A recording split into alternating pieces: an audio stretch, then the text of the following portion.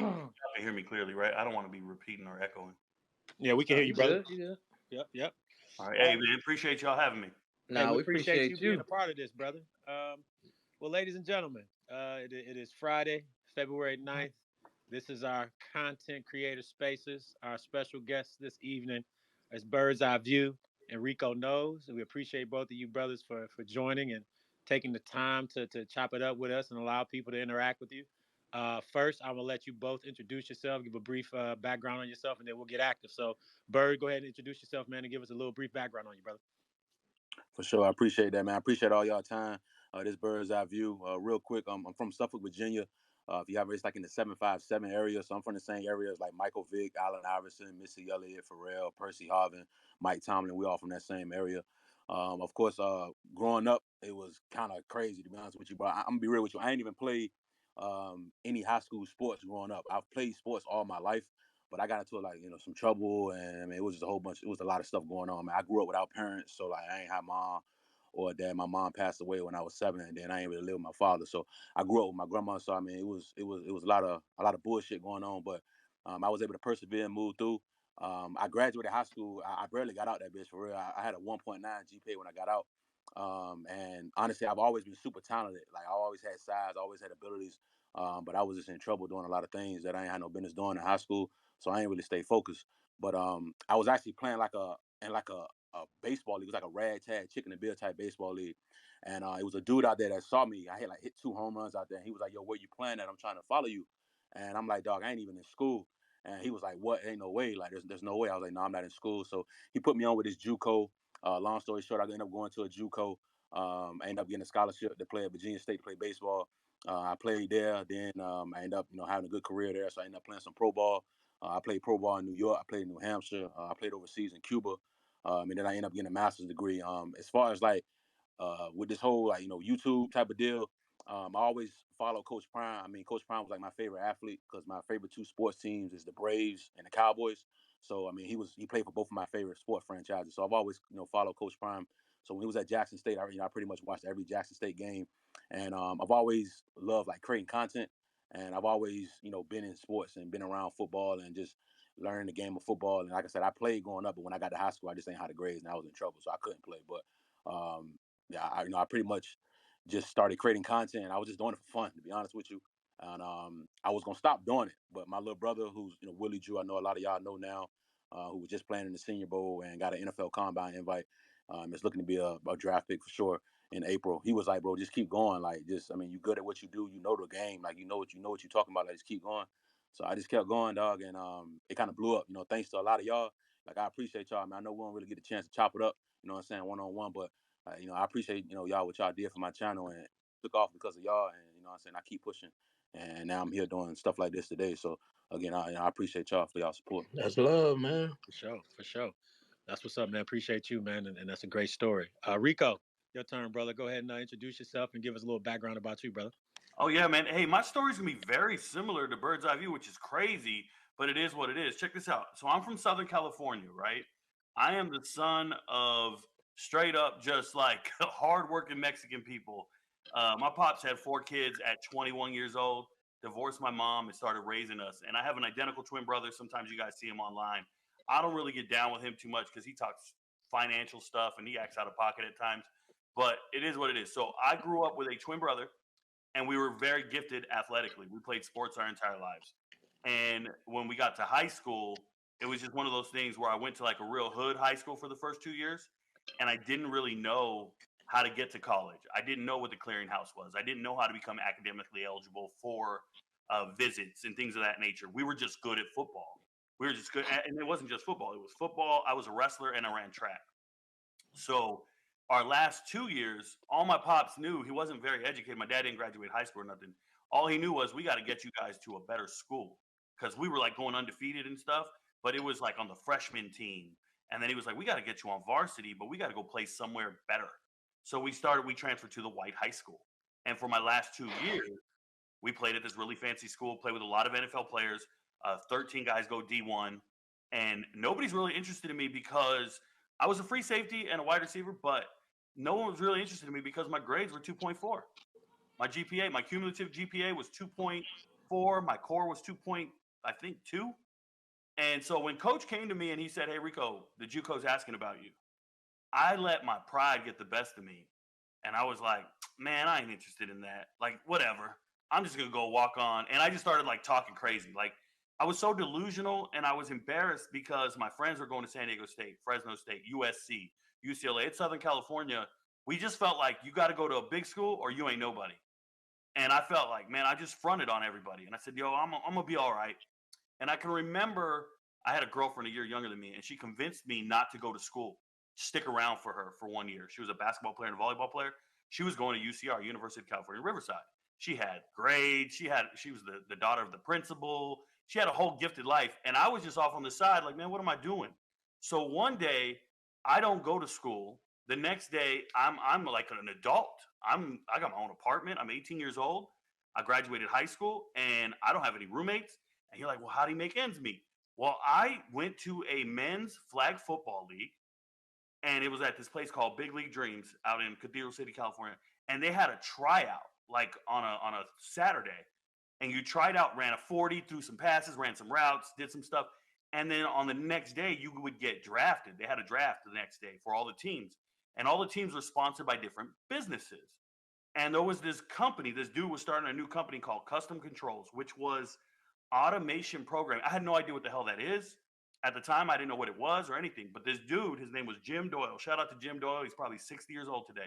Homie goes and drafts me number 1 overall.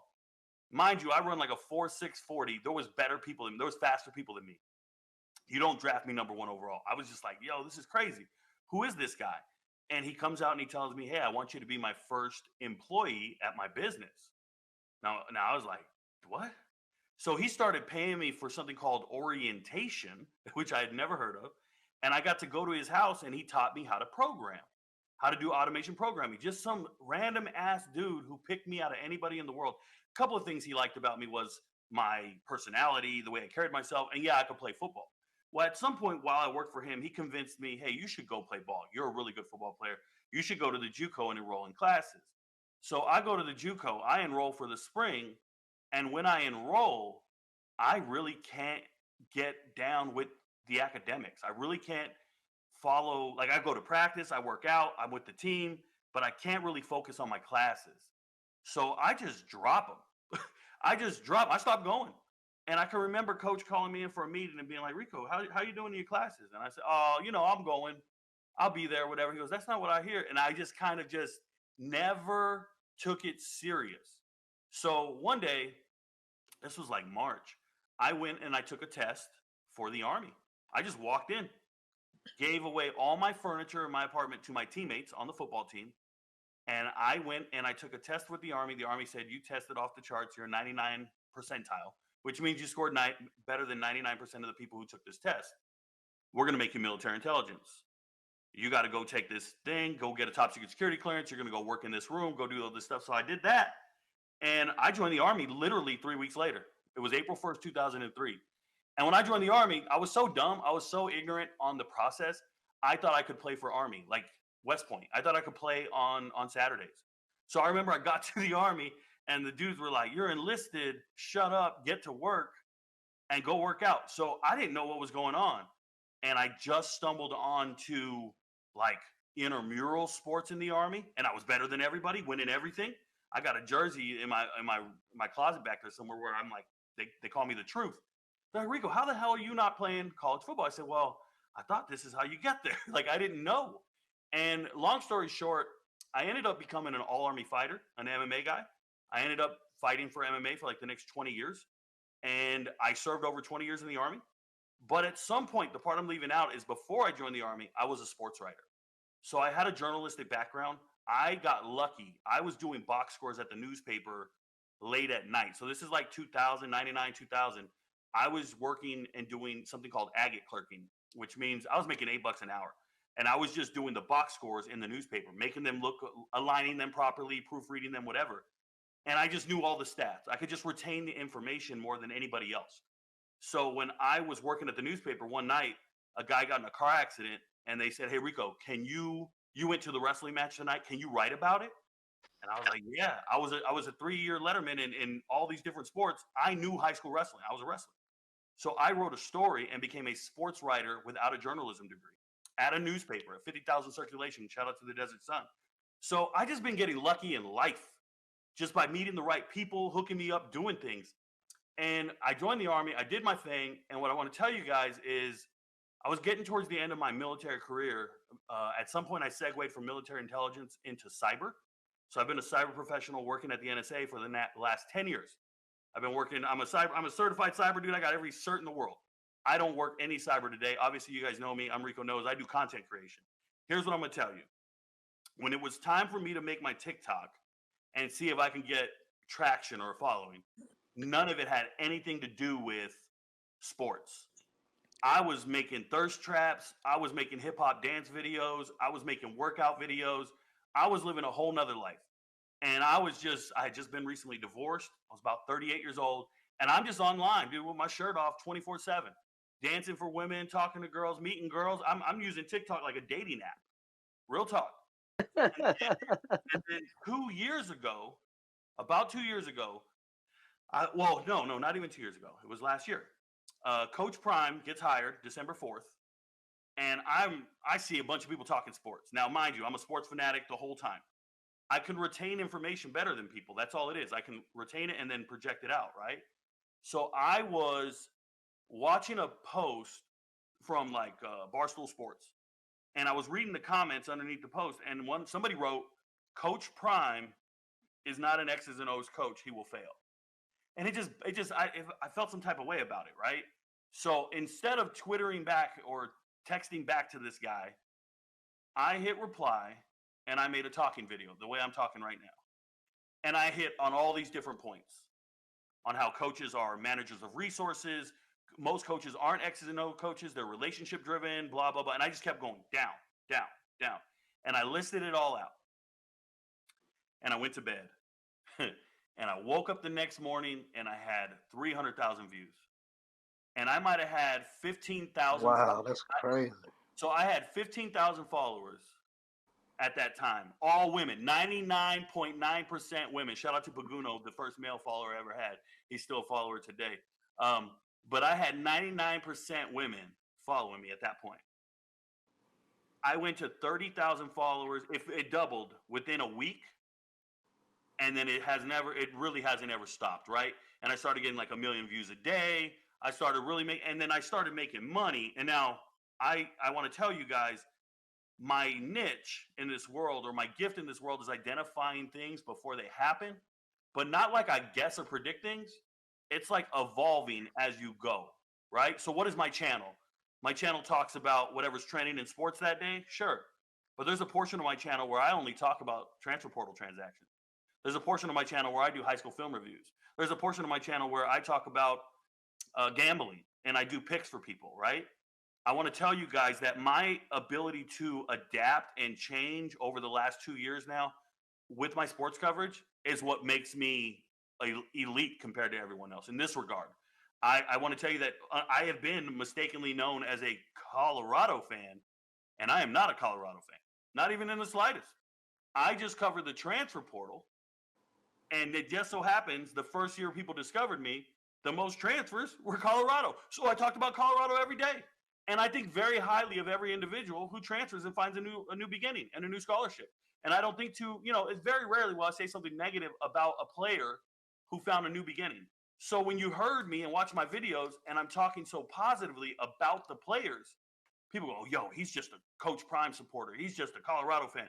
Nah, bro, I advocate for every player that transferred. I advocated for every single player that left Colorado and had to go find a new spot. Like, I'm just different. So when I rub some people the wrong way because they're Colorado fans or they're Coach Prime supporters, right? And I'm just a guy who covers the transfer portal, and it just so happens 90% of your guys are transfers. Now, I do get down with the coaching staff to some extent. I have talked to several of them. They're in my DMs every day or whatever.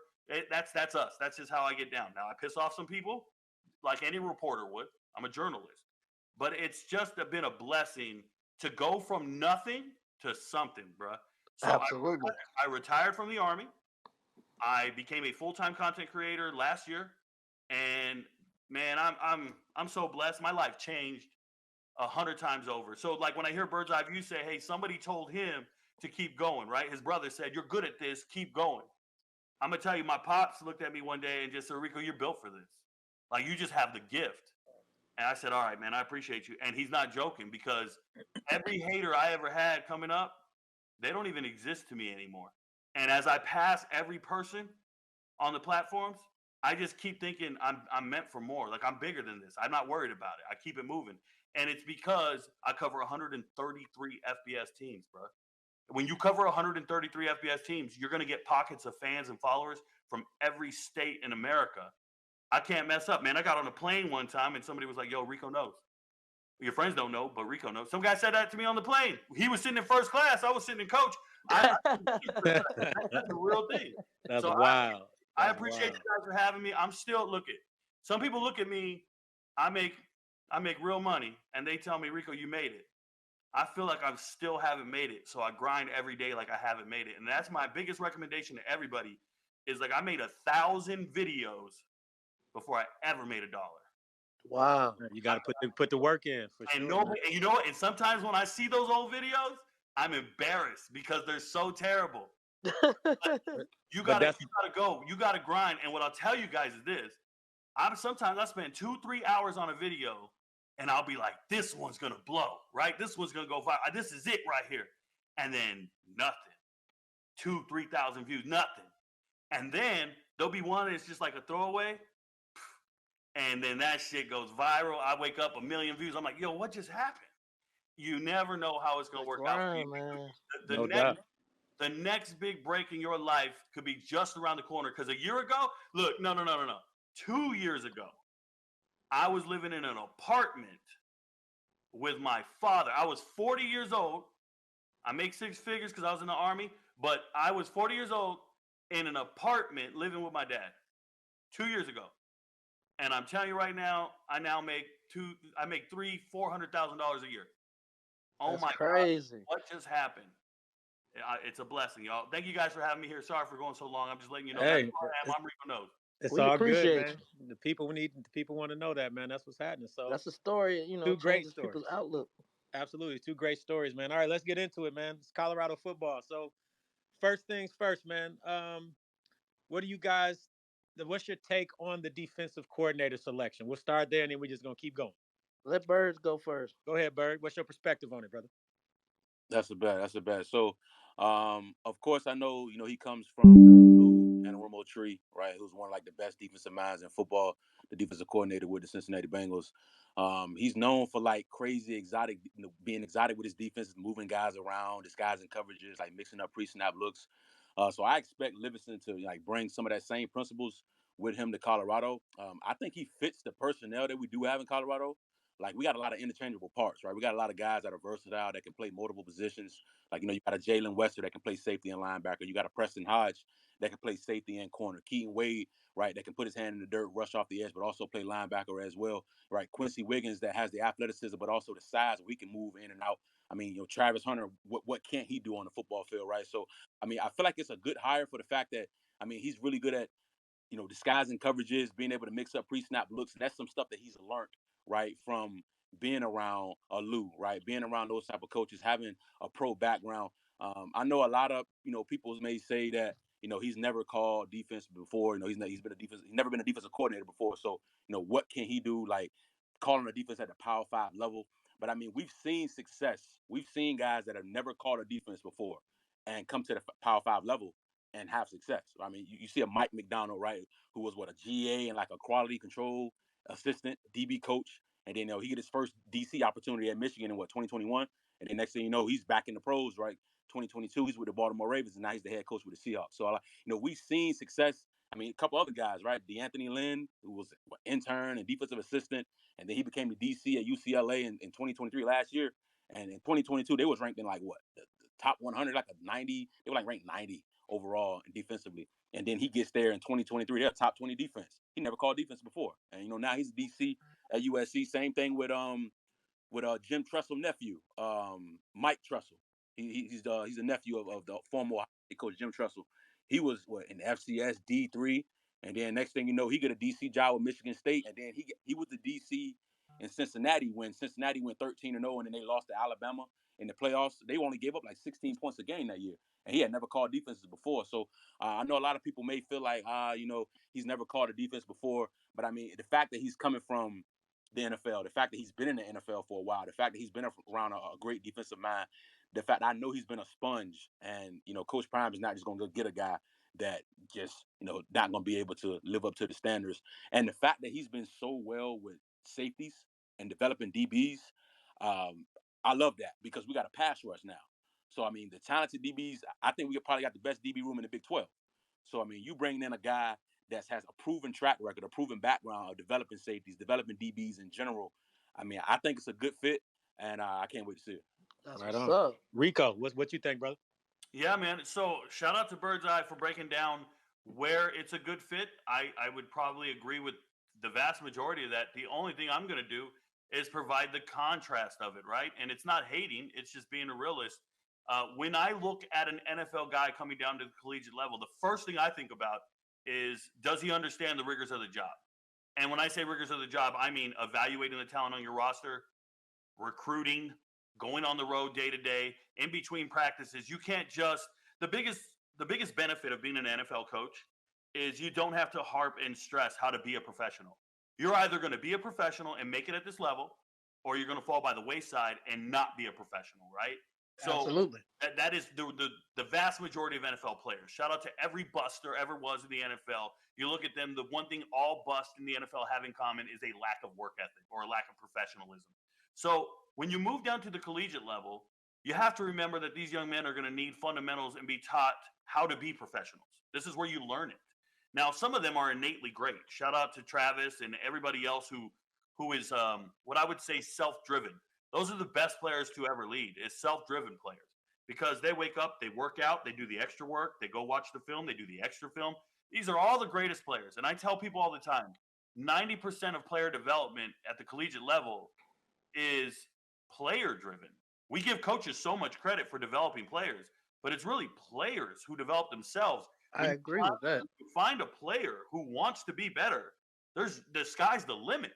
Yep. But when you put it all on the coach, and we always give the coaches so much credit for developing players, I don't think it's fair, and I think it's just the nature of the job. So with that being said, when I look at Livingston, my biggest concern is you're getting your first defensive coordinator job at the Power 5 level.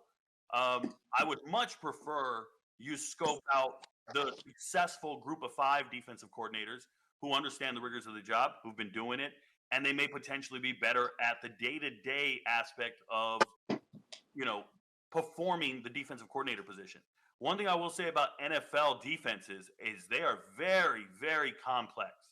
They're very complex to the point where they change from week to week because the scheme changes from week to week, because the strategy is different.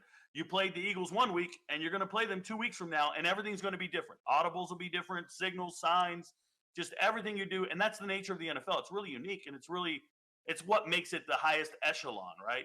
I just saw an interview with Shador today, and Shador was talking about choice routes and how last year's offense was filled with choice routes, and it caused him to hesitate because he had to see what the route the receiver was going to run. Which choice did he make? And if anybody knows anything about New England Patriots, their massive amount of success is from Tom Brady and his wide receivers being on the same page with choice routes. That's just one example of an NFL intricacy coming down to the collegiate level and being too complex for the guys. And when you see players making mental errors, they play slower. They don't react accordingly. Absolutely. And I hope that when Livingston comes in, he doesn't have anything too complex for them to try to digest. Now, the coolest thing he has is the one benefit he has. I shouldn't say cool thing. The one benefit he has is he's not changing any of the position coaches, right? Hart's there, Mathis is there, Sal's there. I get it. But what I'm saying is when this man comes in, what does he bring to the table? What scheme does he bring? What does he change? Because I hope the players are receptive to it. And my biggest concern is that they become an extension of their coach on the field. Like, can they duplicate what he's telling them to do? Because that's the mark of a great coach. Absolutely. If you can teach them, I've had really smart teachers, really smart professors. I left that part out. I did graduate magna cum laude. I eventually got my college degree in the whole nine later on in life. And what I'll tell you is some of these professors are so smart they're dumb. Like they just can't teach you anything, right? If you can't teach me, Charles Kelly's defense was so complex that he was frustrated with the players for not being able to emulate what he was teaching I said all week that long. too. All week long. So I'm hoping Livingston can dial it back a bit, not be too complex. Obviously, take advantage of this opportunity. I can be optimistic there and say I hope and I pray and all this stuff. But the reality of the situation is the players still have to go out there and do it. Shout out to Birds Eye for talking about the defensive line. I think the greatest thing a defensive back could ever ask for is a great pass rush. That's how you get interceptions, right? That's what I Hurries, say all the time. passes, tip passes. And when you look at the signings from the transfer portal, the front seven, just the immense amount of talent they've brought in on the defensive line. Remember, last offseason, I was extremely excited about every player they signed in the front seven. Like, I just didn't care. I was like, yo, this guy's amazing. This guy's amazing. And everybody's like, Rico, you can't just have that many amazing people there. I'm like, yes, just trust me. Jordan Dominic is him, right? And everybody's listening to me. But imagine the feeling when I was gassing everybody about every signing, and this offseason, I feel like they've all been upgrades to last year's signings. Like, I feel like every single player they're bringing in makes the roster better. And that's saying something because there's levels to this. We always talk about it. It takes time to get better and better and better. I think the players are better. I don't necessarily know if the hiring is an improvement from Kelly. It almost feels equivalent in the sense that you're going to have a guy learning the collegiate system again. When you're away from the college game for a decade, as this man has been, I think that back in the day, you used to recruit differently. Nowadays, you got to recruit your whole roster every offseason. What days do they have off? These guys are grinding every day. And that's a grind that I hope this man is ready for. That's all I'm thinking when I hear about the hire. Okay. That's what's up. Fair enough. Fair enough. I like that though. Yeah. Well, let since you touched on it, let's go ahead and pivot to, for those that didn't see or hear about Shadur's interview with DNVR today. He touched on the fact that the offense that was ran by Sean Lewis wasn't his type of play. So since you touched on it first, I'll let you have the first take at it, Rico. Why do you think it was so difficult? Why do you think it didn't work? Was it the scheme? Was it the players? Was it? We don't necessarily want to say it was Shadur. Was it a combination of it all? What is your true perspective on why that offense didn't thrive the way we thought it should be? Other than the line. You're right. No, I'm not even stressing the offensive line because the offensive line wasn't scheme. The issue was not the scheme for the offensive line. The issue was talent and depth. But I don't care what scheme you run, right? So here's what I'll say. Over the last 20 years, I was always left with this really perplexed thing. And it's going to sound crazy, but I was like, man, why didn't Ocho Cinco work at New England? Like, why didn't certain receivers do so well at New England? And I figured it out. It's because they didn't read the defense the same way Tom Brady did. Like when you line up for a pre-snap read on a choice route as a wide receiver, you look at the defense as a receiver, you read it, and whatever you read, the quarterback needs to read the same thing. So when you're wrong, who are they going to blame? The quarterback or the wide receiver? Well, the quarterback's trusted. He's the franchise player. They're not going to blame him. So what you saw in New England was something you could implement for years upon years, and they could get better at it over time. And now it's unstoppable because whatever defense you run, the quarterback and the wide receiver both know, oh, we're changing it to this route instead of this, right? And I remember talking to Caleb Mathis about this after one of his receptions in the spring game. I said, hey, man, what was the route called? And he goes, oh, it was a choice. And he broke it down for me. I said, oh, okay. And I didn't even dawn on me that choice routes are meant to accelerate the offense, meaning you have a pre-snap read and you both read it. And if you read the same thing, no one can stop you. But if you as a quarterback don't trust your receivers to read the same thing you read, then you snap it. And if you're Shador in this instance, you wait for the receiver to run the right route or to run the route that he has chosen to run. Sometimes it'll be the right route. Sometimes it won't be. From my assessment, I think Xavier Weaver excelled at this. I think Xavier Weaver knew what route to run. He found holes and openings in the secondary. I think Jimmy might have struggled with this. I think Allen might have struggled, or Antonio might have struggled with this. If I'm being real, this is why you didn't see so much of him on the field, is because it's a mental thing. But when you snap the ball, you should know where you're going with the ball. I felt like what Shador said in that interview today, and it's no shade at Shador. I think he was very politely saying, I didn't trust what my receivers read before the snap. So I had to hold the ball, wait for them to run the right route or a route, and then I would throw it. And what that leads to is coverage sacks, which we saw a ton of last year. That leads to rolling out and extending the play to the best of your ability. And in some cases, you'd see Shador run out of bounds holding the ball. And in college, when you run out of bounds behind the line of scrimmage, that's considered a sack. You just give credit to the nearest defender. So it's just frustrating that here's what I'll say. I hope NFL teams are listening because Shador said it very clearly today. That is not my style of play. And there are NFL teams out there that primarily and only run choice routes. Now, this is not the 90s. Remember in the 90s, you used to draft a guy and they would say, oh, he's a system quarterback or he doesn't fit in our system. This was very common in the 90s. Nowadays, you draft a quarterback, and if he's your marquee quarterback, your franchise quarterback, you change your whole offense to fit his scheme and his style. Let's think of Kyler Murray, right? Kyler Murray, they said, we got to get him the right weapons. We got to find the right style for him. I hope that whoever drafts Shador Sanders is listening to what he's saying because he doesn't feel comfortable with choice routes. I think it's something he needs to get better at, but I think Shermer's not even going to do it. So shout out to them. I hope they get better. The continuity should improve, and you shouldn't see these long holds in the pocket for Shador. Sounds good. Appreciate that perspective. Bird, what's your perspective, brother? Yeah, I agree with especially with the end for sure.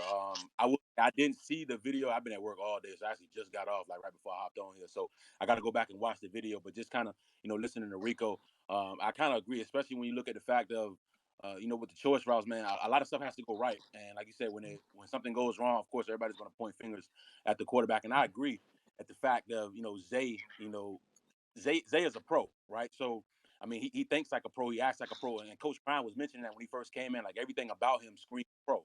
And of course, we saw that with his production. So like, I'm right there with Rico. I'm not surprised that Xavier Reed was able to excel, right, and others weren't, because I mean, the mindset and the IQ was as far as with Shador. Of course, you want your quarterback to be comfortable. So I mean, the fact that he's comfortable and more comfortable with Shermer, we can expect the offense to click a little bit more. But it is true where, and if he like I said, I got to go back and listen to it so I can really get the perspective of it. But if he did say it like that, I know it's going to be some teams that probably will shy away from that, because at that upper level of competition, like you said, choice routes are something that's seen a lot and that's done a lot. And like I said, if it's done right, I mean, you can really have some high level success, especially if the quarterback and the wide receivers are on the same page. So I mean, I feel like it's something that this offense will be better in a sense. I feel like the receivers will click a little bit more, but as a totality, when you look back on it, I mean, I feel like everybody played a role into the unsuccessful season at times we had offensively. I don't think it's one. I don't really want to point fingers at one or the other. I know Shador is one of those type of guys where he's like, hey, I'm a take all the blame. He's that type of guy. But a lot of the times, if the system is not right, especially if it's not fitting the players, it's not going to work. So I mean, I'm hoping that we get more improvement, more of a camaraderie when it comes to Shador and the receivers and the got better offensive line play. I think it'll be better. I'm gonna go back and definitely watch that video and have a little bit more. Hey Jay, Yeah. let's get some people's opinion on that topic. Sure. Let me bring some of these guys up. They requested right now. All right, I'll bring up. We said DJ was gonna get the first question if he had one. Is he still in here? I don't see him. I think he may have dropped off. Okay. So let's let somebody else get in there then. Yeah. July, how you doing? Appreciate you stopping in. We'll bring up Domo Skoo real quick. Randall, how you doing, my boy? And you can go ahead and interject once you're able to speak and ask her whatever question you have about that particular topic, brother. You got him? Yeah. Domo Skoo, you're able to speak? You're on mute? You have a question or want to interject about that topic? If not, we'll move on to the other topic, and then we can bring the questions in after. We got a request right here from Mari. I think he want to speak. All right, let's do that.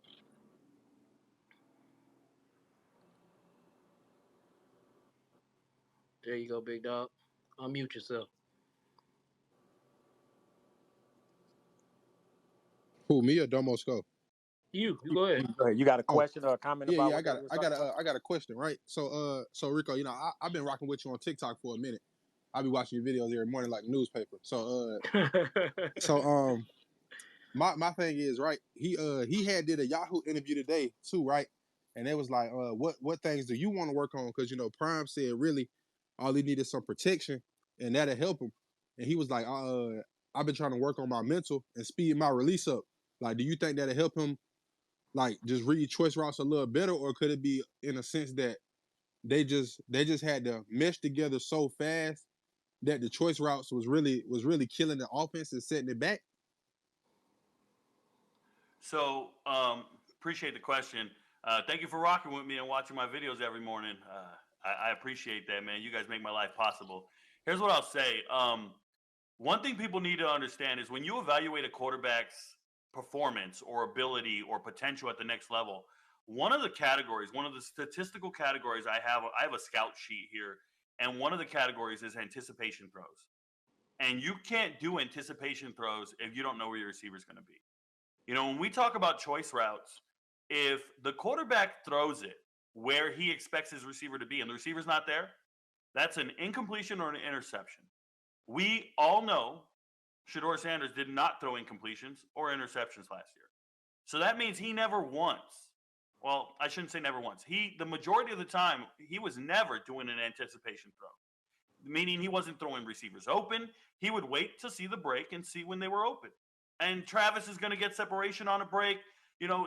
Xavier Weaver's going to go across the right zone and find an opening. Like, this is going to happen. But what people need to understand is if you call the route tree before the snap, if all the receivers just have their routes that they're running and the only person required to make the read is the quarterback, now you can do your anticipation throws. Now you can see your mental accelerate. But remember, this is a very simplistic approach to football that is very, it's very common at the high school level. You see it everywhere. You're going to excel. You see it at certain colleges. In the NFL, they will memorize all of your route trees and all of your plays if you do that. So you can't do that. I hope that Shador, his release time and his processing, he will know where he wants to go with the ball before the snap, and he doesn't have to guess whether or not the receiver read the same thing he read. So I think it's going to be a benefit this upcoming season if you go to Shermer's offense, Shermer calls a play, the receivers all look at each other, go, yo, I got my route, and leave it to Shador to find the opening as opposed to both of them having to be on the same page. Okay, so question, does that speak more to his talent, or that's just like by him like not being able to anticipate those throws? Like what does that speak to? I think it speaks to just being comfortable. Being comfortable is very important. Bird's Eye View talked about it. Being comfortable in an offense is essential, bro. So like if you didn't feel comfortable with what's being called, you're going to slow your whole game down. I think Shador is essentially as talented as a quarterback can be, right? He can throw the ball anywhere you want to go. Remember, playing quarterback is not about completing passes. I know a lot of people think it is, but if it was that easy, there wouldn't be. There's only 32 starting quarterback jobs in the NFL, and there's only 20 good quarterbacks in the NFL. So if there's only 20 people on the entire planet Earth that can play quarterback properly on the entire planet, that means it's a lot harder than just throwing a spiral, right? Absolutely. You have to maintain the play clock, give the right calls, know the formations, change up your cadence from time to time, know what to call in the huddle as far as plays go. Like, there's just so much to it of managing all the resources in front of you. I think it's very difficult. So if Shador's only issue, or one of the only issue he's voiced is, hey, man, my guys were running choice routes, I wasn't sure where they were going. I want to tell you, the rest of it is all eyeball test, and Shador looks like a fucking quarterback, bro. Like, I've been talking about him being Cam Ward for the last 2 years now. And every time anybody ever asks me, I'm like, yeah, he's going to excel in the Pac-12. They're like, how can you say that? I'm like, well, I saw Cam Ward do it. Go from UIW to the FBS, no problem, to the Power 5 without it. I think he's going to do it. And I was right. And I think Shador is going to excel. His receivers are better. Listen to me. His receivers are better this year. To the point where I think Jimmy might not get as many reps. I'm being real. Yeah, we said that. We gonna touch on that. Hold that take. Okay, my Hold bad. that take, Rico. We gonna definitely get to that for sure. Rico getting spicy already, ain't It's it? getting Right. spicy. Hey, thanks, Mari. We appreciate your questions, brother. Thank you For so sure, much. y'all boys. All right now. So let's move on to the schedule, right? I want to definitely get Yeah, let's do it. Let's both of do you it. gentlemen to the schedule. I'm gonna pull the schedule up here and put it on the jumbotron, as we call it. And we're gonna walk through game by game. And I want both you, Rico, and you, Birds Eye, to give us your honest takes on what our record potentially could be for this season. And I'm gonna let you start it out. Hey, Birds let Eye, us know if it's home and away too, Jay, because that helps. Oh, for sure. No doubt. I got it covered. So, first game on the schedule, we are at home against North Dakota State. Bird, what is your perspective on that game? Absolutely. So for me, I think that's a win. Now, I will say, I know a lot of people are going to say North Dakota State and the dynasty, right? All the winning they've done have been doing for years and years, right? At the FCS level, winning national title after national title. I will say this last North Dakota State team that we just saw this year was probably one of the worst teams they've had in a while. I think they lost like 4 games this year. We're not even used to North Dakota State even losing a game, or maybe only losing 1 game. They lost like 4 games this year.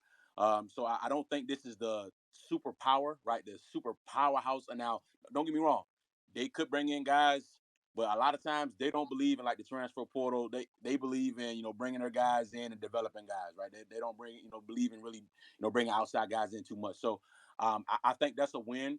I'm not going to say it's going to be a blowout, but honestly, I think it'll still be a game where talent for talent, they don't have the talent that we have. So it should be a game that we should be able to win at least by, I would say, at least by 17 to 20 points for sure. It's the first game of the year, so of course there's going to be some filling out things there. But I feel like for sure that's a W. Okay. Rico, what you think, brother?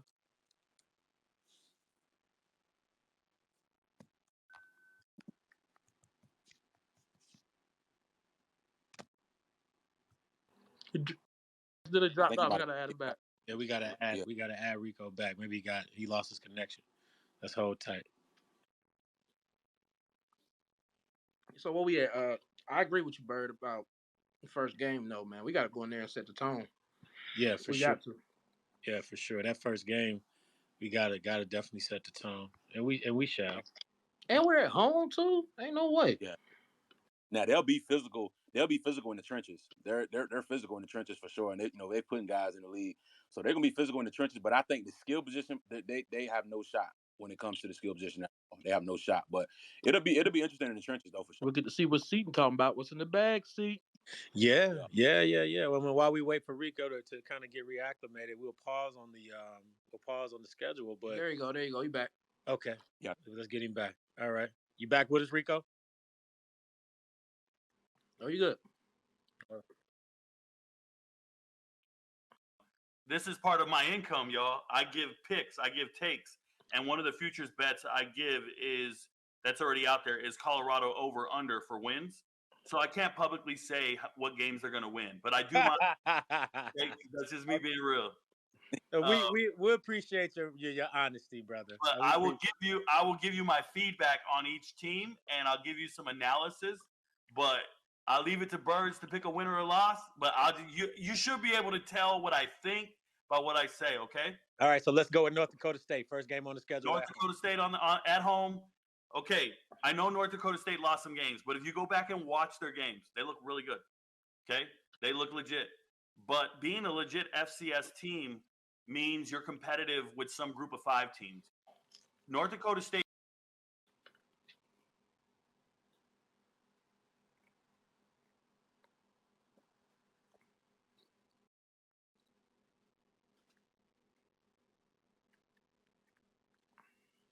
You muted, Rico.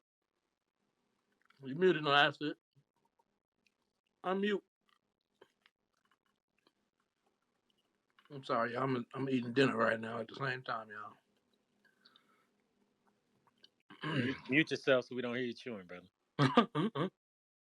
Rico, you muted, man. You're in the portal, as we call it.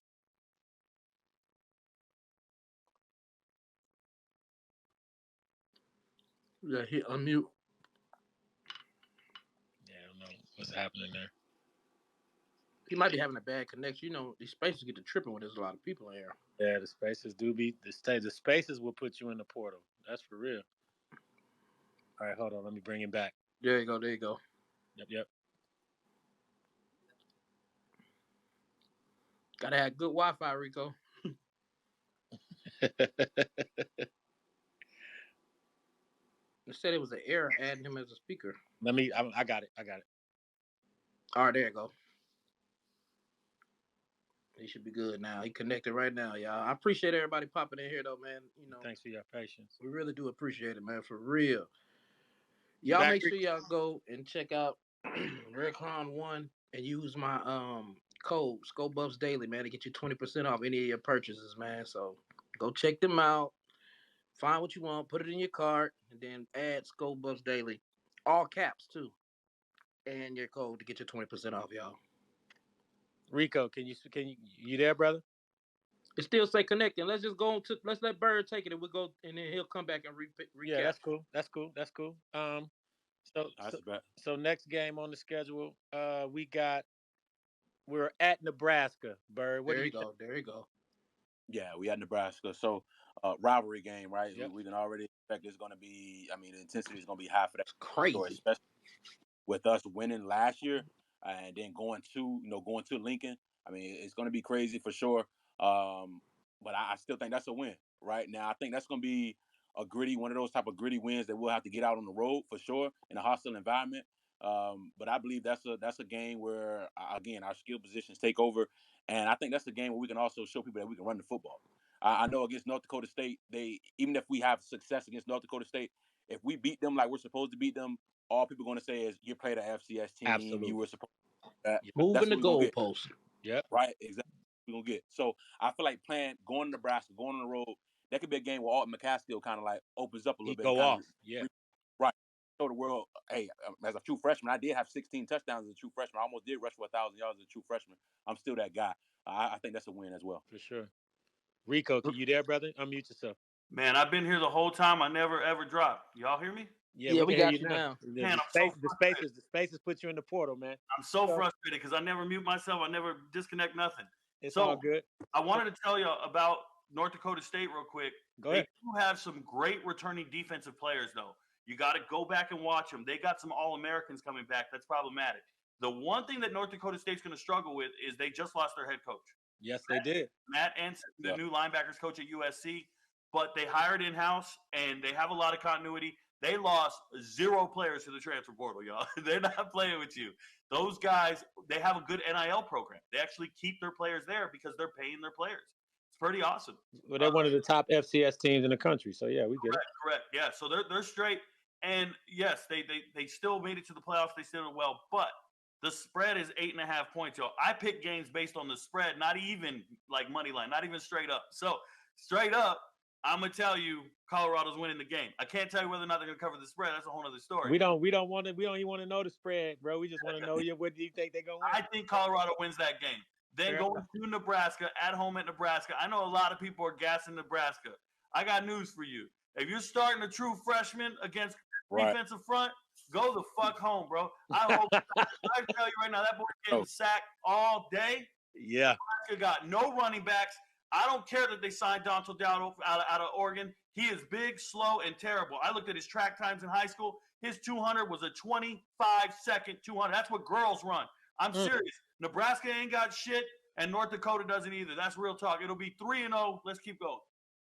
Well, that's 2-0. We 2-0 right now. No, I'm right there with the 3-0 because the next game is at Colorado State. Why are we asking about Colorado State? That's why I said 3-0. Oh, yeah. Say less. Say less. Yeah, I wouldn't be surprised if Coach Prime tried to hang 60 on them. Hey, it went on 75, bro. This personal. You heard what he said on Undisputed. He wished that game was first because they about to give it to them boys for sure.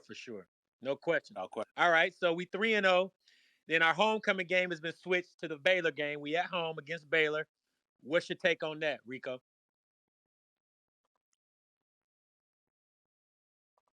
My bad. I thought Bird's Eye was going first. So listen, Baylor, real talk. I feel like that whole football team is falling apart.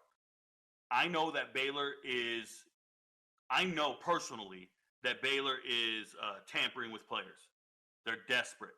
I had a player reach out to me, a 1,300-yard rusher in the or in the group of 5. He's not even in the portal right now. Okay, he reached out to me, said, Rico, Baylor just reached out to me. I said, dude, tell them motherfucker eat a dick, bro. You're not going to Baylor. So I told him go to SMU. That's a whole nother story. But we'll see what happens. I told him SMU or Mississippi State. When it happens, y'all remember where you heard it first. I ain't even got to give you the name. But check this out. Baylor, for me, I think Baylor's losing their locker room. Let me just say that right now. When your starting quarterback hits the portal and leaves, after beating out 2 other guys last offseason, RJ Martinez came in, Sawyer Robertson came in, and they tried to compete with Blake Shapen, and he just left. The biggest issue with Baylor is they had the nerve to bring in Dominic Richardson, the leading rusher from Oklahoma State last year. They already had a freshman 900-yard rusher. Just like when Alto was at Houston, they had a 900-yard rusher, and Reese, and they went and put him on the bench this year for 200-300 yards. I think it broke up the locker room just by benching one of your dudes for a damn outsider to come in. I don't like what Baylor's doing. They're signing dudes who are cancers in locker room. Shout out to Michael Trigg, leaving Ole Miss early just because he wasn't the starting tight end, and they went and signed him as well. I feel like Baylor signs every player that I look at in the portal, and I go, yo, that's a cancer. You don't want him in your locker room. And Baylor will go sign him because they're getting all the leftovers. That locker room's about to fall apart. They're going to fire their coach this year, and I feel like Colorado's going to play a part of that. Just real talk. So give me 4-0. Fair enough. Bird, what's your perspective, brother? Right there with you, bro. I mean, he hit that on the head. I mean, and especially with it being homecoming too, I don't see as a shot that Baylor wins this game. I think Baylor went 3-9 last year, or something like that. I know they lost their last 5. So I mean, this a football team that's not really all that good. And like you said, I mean, they have cancers in the locker room. It's just a team that don't seem like a team. They don't seem like they're a family. They don't seem like they're a cohesive unit. It's just a bunch of individual guys just out there just pretty much trying to get the job done. So I think that's a win without question. It's a homecoming game. Yeah, I think that's a win. That could be honestly a game where we see everybody play because the score's that bad. Yeah, I do agree. All right, next game on the schedule. We got to go down to Orlando and play UCF. Bird, what you think is going to happen in that game? And I've already coined this. Y'all heard it. Y'all done heard me say it on many spaces as the Black and Gold Bowl. When we play I like UCF, that name. that's I what like it that, is. Jay. That's what it is. I coined it. So if anybody else try to take credit, Listen, it ain't them. I really want them to be rivals since they made that little video. Yeah. Trying to stir something up. They know what sells. Yeah. So Bird, what you think happening in that game, man? Close game, blowout game, win or loss? Now I'm gonna be honest with you. That one right there is probably one of the more intriguing games early on in the season because of course, it's gonna be crazy, right? It's gonna Coach be Prime, crazy, bro. Bounce house going crazy, and we gonna be in the building live and direct. We there. Oh yeah, for sure. I'm gonna pull up to that too. But yeah, that right there, that's gonna be a game where I look at it's gonna be one of those type of dogfights type of deal where we're gonna have to actually go in there and play well and win that game. Didn't they get the Arkansas quarterback KJ Jefferson? Yeah, they got a new quarterback. Yeah. So of course by the end we'll kind of know how that offense is looking and how he's clicking with his wide receivers and how that offense is flowing. We'll know by then because that's what 5 games that's into the the fifth season. Game, yeah. Yeah, that's the 5th game. So we'll kind of know how the offense is clicking with a new quarterback. I mean, he's coming from the SEC, and he has a lot of size, has a lot of abilities. So we'll see there. But I still think that's a game that we'll win. But I think that'll be a close game, though. We'll come off multiple blowouts, and then that'll be a game where it's gonna be a close game where we're gonna have to grind it out. But I still think that we'll get that game as well. Okay, Rico, what you think, brother? I think UCF's going to be terrible this year. I think UCF's going to be worse than they were this past season. Listen, John Rice Plumlee leaving. KJ Jefferson is not an upgrade from Plumlee at all. KJ Jefferson's slower, less athletic. John Rice Plumlee is a 200-yard rusher or a 1,000-yard rusher coming from the SEC as well. UCF, their transfer portal signings have been extremely underwhelming. I'm talking about getting linebackers that just don't move me, bro. Now, their linebacker coach, Ernie Sims, is an all-time great. I love Ernie Sims. I love everything UCF's trying to do.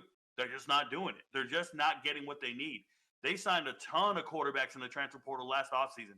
They're going to lose 3 of those guys after spring football, okay? After they come to the realization Jefferson's going to start over them as well. I don't think UCF's good at all. I really don't. I think this is an easy win. That's real. I think it's an easy win, and I know that sounds crazy. I'm not a homer. I'm not a fan. I've been watching UCF football for, I watch every game of every FBS team, and I'm just telling you, I just don't think they're any good. I really don't. And I get hyped about transfers, not UCF's. All of them look really substandard. Okay, fair enough. So right now, we both of you gentlemen have us 5-0. So out the gates, Coach Prime, Colorado's 5-0. The And media, ranked. And ranked. media, and And ranked. Media's going crazy. Oh my gosh, they're on a run. Can they go 6-0? Our next game is at home against Kansas State. Rico, what's your take on Kansas State? And if we win or lose that game? So right off rip, I just want to say that Kansas State has one of the best coaches in America, and Chris Kleiman. He's known for developing players. By the way, he won a bunch of national titles at North Dakota State. So that's where he came from. So when you look at K-State, they got that blue collar mentality. And when you see a guy like who just left, Trayshawn Ward, the running back, he just went to Boston College. You see certain players show up to K-State and not be able to make their two deep and not be as impactful as you thought. It's because that team has real talent, man. Like Avery Johnson, I don't think he can throw at all, but he's the new starting quarterback. He can run his ass off. I think Avery Johnson's a problem. I think DJ Giddens is a problem. I think the fact that they're finding receivers that can actually run routes and get open. Shout out to Dante Cephas from Penn State, Kent State. I don't like the way Colorado matches up with K-State, but if there was ever a chance to beat K-State, this has to be it. I don't like the matchup at all. That's what I'll say. Really? So are you calling it a win or a loss for Colorado? He said he can't call it. Can't call it? It's a toss-up? Okay. I respect that. Bird, what's your perspective, brother? Yeah, I was thinking the same thing, especially they adopt the mindset of their head coach. And like Rico said, he's been a great head coach for a while, right? I know he was at North Dakota State, so a lot of people may not have known about him or his name doesn't ring a bell. But they adopt the mentality of their head coach. And I was right there with Rico where I was like, when I was looking at this game, I'm like, okay, this is going to be the toughest game so far. When you look at the first 5-6 games, this is definitely the toughest game on the schedule within the first half of the schedule. Us being at home, of course, helps. It does help. I've been going back and forth with this game for a while. This one and then the next one. But I want to say that we can win this game. I do want to say that we can win this game. We're going to have to play a really, really good brand of football. I will say that. This is not going to be a game where we're going to win. All phases of it. Right, absolutely. If we make mistakes in this game, we honestly could get ran off the field. It just depends on how bad the mistakes are. But I think this is a game that we can win if we can play clean on all three phases. If we can play clean and play a complete game, because this is going to be one of those teams where we're going to have to play a complete game, I think we'll win. Okay, so you say if you taking it as a win, and in the words of Rico, in the words of Justin Mayers, is calling it 50-50. Okay, so 50-50. That's fair. That's fair. So now we go on the road. We go out to Tucson to play Arizona. Bird, what you think we doing in that game, brother? Now that one, I'm gonna be honest with you. We could get our first L there. What? Really? Wow. That's the first time with a new head coach. Okay. Well, let Bird explain. Let him explain. We could. Now I'm not saying that we are, but going on the road, them having a talented offense, them keeping some of those guys together that a lot of people thought that were going to hit the transfer portal, the quarterback and the receiver, one of the two mains. That's a game where it's going to be interesting. Going on the road in Tucson, I'm not sure what time of the day it's going to be. I'm not sure, but that could be a game where if it's during the middle of the day, it could be blazing hot, right? So there's a couple of different variables, a couple of different factors. But coming off a tough game, because you got to also look at the game that we're playing before. We're gonna be in a dogfight against Kansas State. So who knows? How we're going to be. Some guys may be banged up. Playing a tough game before and then having to go on the road and play another formidable opponent. That could be a trap where we can end up falling into a trap. So this your trap game? That could be a trap. That's the trap game. Okay. I feel like this the get back game, man. We coming harder this time. They got us. We won that whole game and they got us with the time. Yep. Well, and I respect it. So you got to pick a choice. Win or loss, Bird. Win or loss.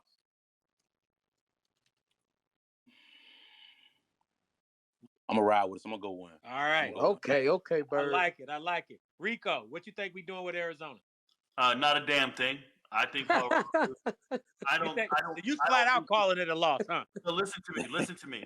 This is not a trap game. I know he's saying trap. Trap game usually means you are overlooking a team while looking up at your rival in the next week or something like that. So the K-State game could be a trap game, or the UCF game could be a trap game because you were looking forward to K-State or you're looking forward to Arizona. But for me personally, Arizona has one of the least talked about defenses. And I know, oh, but we put up 31 on them, 34, 31. You better watch how they played everybody else. You need to look at how they played against Washington when Noah Fafita finally became their starting quarterback. They were a totally different team with Fafita at quarterback. And T-Mac at wide receiver is a 1,400-yard wide receiver. I think he's the best receiver in the country. He's a dog. He's a dog. He's an NFL caliber wide receiver. Yeah, right dog. now. True dog. If he was in this draft, he would be a first-round draft pick. And he's right here. And I don't think anyone individually can shut him down. Okay? The fact that Arizona, you guys don't know Rayshawn Luke, you better go look up Speedy right now. Rayshawn Luke has been a backup running back at Arizona. This is a problem. Okay? He's going to be the new starting running back because Jonah Coleman just transferred to Washington. Arizona's cupboard is not empty. They got real defenders. They got real offense. I see Arizona winning this game easily. And it's going to be embarrassing because y'all going to think you're close, like you're there. I feel like Arizona is a top 10 team in the country. I feel like Arizona is, I'm telling you, preseason polls come out, Arizona will be top 10. They will be. You think so? They're either going to be top 10 I or top just don't 15. see it. I don't see it. Me neither. I don't see it. see it. Everybody's saying that, me. though. Listen to me. They've won 7 games in a row going into. They just beat Oklahoma in a bowl game, and Oklahoma has the all-time greatest potential to be great next year in the SEC. Oklahoma will be a top 5 team in the SEC. They just beat them in a bowl game. I promise you, man. I watch teams. I assess talent, and it's not about just the 2 players. I'm talking about the defense, the linebackers. Hey, don't worry about losing your coach. That coach, man, San Jose State coaching staff, the players they brought in, the coaches they brought in, this is real. Arizona, to me, is one of the top 2 or 3 teams in the Big 12. And I got news for you, for all you Colorado fans. Colorado ain't in that top 2 or 3 for me. That's real. So what I see is winning a lot of games, but I feel like once you get to K-State, K-State's going to punch you in the mouth. There's going to be problems after the K-State game. You're going to be down a starter in the trenches somewhere. You're going to be down 1 offensive lineman. You're going to be down 2 defenders. Like, this is what happens when you play teams like this. It's a murder's row is about to go down. And I think that Arizona at home, it's not going to be pretty, bro. Watch what I say. T-Mac is him, and Noah Fafita's not a game. Real talk. Nobody's debating that T-Mac ain't him. He's a dog. But we will see what happens. Let's move along. Let's keep it moving. So we're at home against Cincinnati. What's your take on that one, Rico? Cincinnati is hot garbage. I think they're fancy trash, bro. I think that Cincinnati signs a lot of players. When I look at them, I think, man, where are they going to go? And then they go to Cincinnati. They just got Tyron Smith from UTEP. This is a small little slot receiver. I like him a lot, but he never panned out when he went to A&M for a couple of weeks and then decided to go back to UTEP. Tyron Smith, 5'7", though, bro. Like, he's not changing the game. Their starting quarterback's going to be Sorsby. That was the former Indiana quarterback. He's actually a Texas kid, and to me, he's underrated. Remember what I just said. The Cincinnati quarterback is underrated, but that coach, Satterfield, is one of the least likable people on the planet Earth.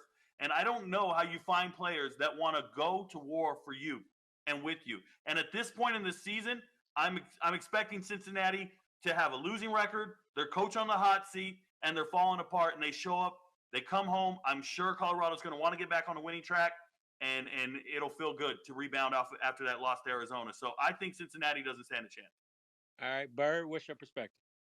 I agree 100%. I was thinking the same thing when I saw the Cincinnati game, especially coming from the 2 tough games before that. This Cincinnati team is going to almost feel like a breeze. This is going to be a game that's like, ooh, we needed this game after those last 2, especially being at home.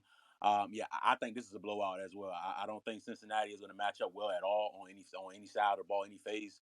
And I feel like this game is a game that we definitely win without question. Okay, fair enough. Now, what's the record so far, Black? So right now, 1, 2, 3, 4, 5, 6, 7, 8. Bird has us 8-0. Rico has us 7-1. Now, we gotta go. No, I got you with 2 losses. What? You didn't say it, no? You only got us losing to Arizona. I just changed my mind. K-State is a loss. Oh, come on, Rico. You're killing me. You're killing about me, that dog. too. Okay, I respect it. I don't agree, but it's okay. We can respectfully disagree. So now we got a bye week. And then the following week, we got to go down there and play what most people are calling our toughest game of the season in Texas Tech. Bird, what you think's going to happen in that game, brother? Yeah, that game's going to be interesting. They don't have a quarterback, though. Just a reminder. Coming off a good match. Are you breaking up a little bit, Bird? You in the portal, Bird. Can y'all hear me? Yeah, we can hear you now. Go ahead. All right, that's a bet. Yeah, so going down to Lubbock. I mean, that's going to be a game where it's definitely going to be interesting without question. I feel like that's one of the games where it's going like we could really possibly lose that game. To be honest with you, man. Especially coming in 8-0. In my opinion, if we coming in 8-0, of course we're going to be nationally ranked. We could be top 15 in the nation at that point. There's a lot of good things that they can do, especially playing at home. I feel like that game could be honestly be a shootout in a sense. I know that team went 7-6 last year. They did score some points. They did put up some points. Like you said, they did lose their quarterback, but that's a game that they're going to be amped up for, especially if we're coming in there undefeated. I mean, they're going to be amped up for that game playing at home. I'm not sure if that's going to be like their homecoming. I'm not sure. I haven't looked at their schedule, but that could possibly be their homecoming game. So I think that's a tough game there, man. We got to win that one, though. We have to. They probably would change their schedule like we changed our schedule for our homecoming game when Colorado come to town for sure. Yeah. I'm sure. So if you got to call it either way, Bird, win or a loss. I'm gonna go win a nail biter. All right, I love it. Rico, what you got for us? I already know it, but go ahead and say it, man. But listen. I think you guys missed the spot. There's a bye week also before K-State as well. From what I can see, there's 2 bye weeks. There's 2 bye weeks? Yeah, I think so. Yeah, it is. Yeah, between UCF and K-State, there is a bye week. I missed that. That's okay. Each team gets 2 bye weeks this season. So check this out. Colorado is at Texas Tech, but the game is not homecoming because it's not being played at Texas Tech. It's being played in Cowboy Stadium. Is it? Yep. Oh, that's right. It sure is being played in Cowboy Stadium. So it's being played at Cowboy Stadium November 9th. Oh, that's the Jerry Jones effect right there, bro. Oh yeah, that's gonna be lit. That's gonna be lit. We in the building for that. Yeah. You will all be able we gotta lock in for that one. Yeah. You will all be able to witness Taj Brooks go for 200 yards rushing, y'all. Listen. No way. Texas Tech, Taj Brooks, 1,500 yards rushing this last season, 10 touchdowns, over 5 yards a carry. Taj Brooks is 290 carries. This dude is not – he's coming back for his senior year. He is not to be played with. I think Texas Tech – people keep talking about they don't have their quarterback. Yes, they do. I talk to Texas Tech coaching staff probably once a quarter. And the one thing they told me early on is we like Morton at quarterback. We have Tyler Shuck with us, but we like Morton at quarterback. I said, what the hell? Who's this kid? Never heard of him. He's a local legend in high school sports for Texas. Brehan Morton, their quarterback now, is their guy. They like him a lot. This is why Tyler Shuck left. He wasn't liked anymore in the locker room. They like him. And there's a receiver at Texas Tech nobody can cover. His name is Dre McCray. Okay? Dre McCray is a transfer from Austin Peay. 2 years ago, he's a 10, 300-meter guy, state champ, all this shit in the 100. He's a kid. He stuck out to me on tape when I saw him. I saw him against Alabama. Alabama wins a game like 50-7 or something. But go and look. Dre McCray got his 100 yards. Dre McCray is a speed demon. And for whatever reason, they didn't use him this last year. He's still on the team. He didn't transfer. Texas Tech got a 5-star wide receiver coming out of high school right now. They got players, bro. They got a running back nobody was talking about. He's like the 5th all-time leading rusher in Austin County history. Like, Texas Tech is deep. They got players. They got a running back or a linebacker that started this year as a freshman. His name is Ben Roberts. He's a little slow, but he hits so hard. And he led the team in tackles, over 100 tackles. I think Texas Tech is a problem. I think them playing in Texas is a problem. But I think Colorado can find a way to win this game because they have 2 weeks of preparation for this game. I love it. Because of the bye week, they have 2 weeks of prep here. I think if they're going to win a game in the month of November, this is their chance. Let me be clear. If they're going to win a game in November, this is their chance. If they don't win this one, it's going to be a long November. Real talk. So since you said that, we're going to roll right into the next game. We got to go to Kansas to play Kansas in Arrowhead Stadium Mm-mm. Thanksgiving weekend. I got next game is Kansas. Oh, I'm sorry, Utah. I'm sorry. I back up. You're good. We're at home against Utah. Yep. What you think, Rico? Yeah, I think Utah is just a different pedigree of a team right now. I think I don't think Colorado matches up well with Utah. A couple things that stick out to me. Cam Rising is a straight baller. Cam Rising won back-to-back Pac-12 titles. Like, Cam Rising is not a game, right? The fact that he came back, it kind of puts it in perspective. The minute he put Jaquin Jackson on the bench, and he started making all these other players like transfer out, and everybody realizes, man, we ain't starting over this dude. This is a grown man's game, and I think Cam Rising makes everybody around him better. That's the reality of the situation. They also have a transfer running back. His name is Anthony Woods, and I need everybody to hear me out. I watch high school tape on Anthony Woods. I watched him play at Idaho. Anthony Woods is going to be a household name next season, and you heard it here first.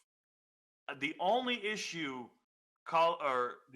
you can hope for is that Utah isn't healthy at this point.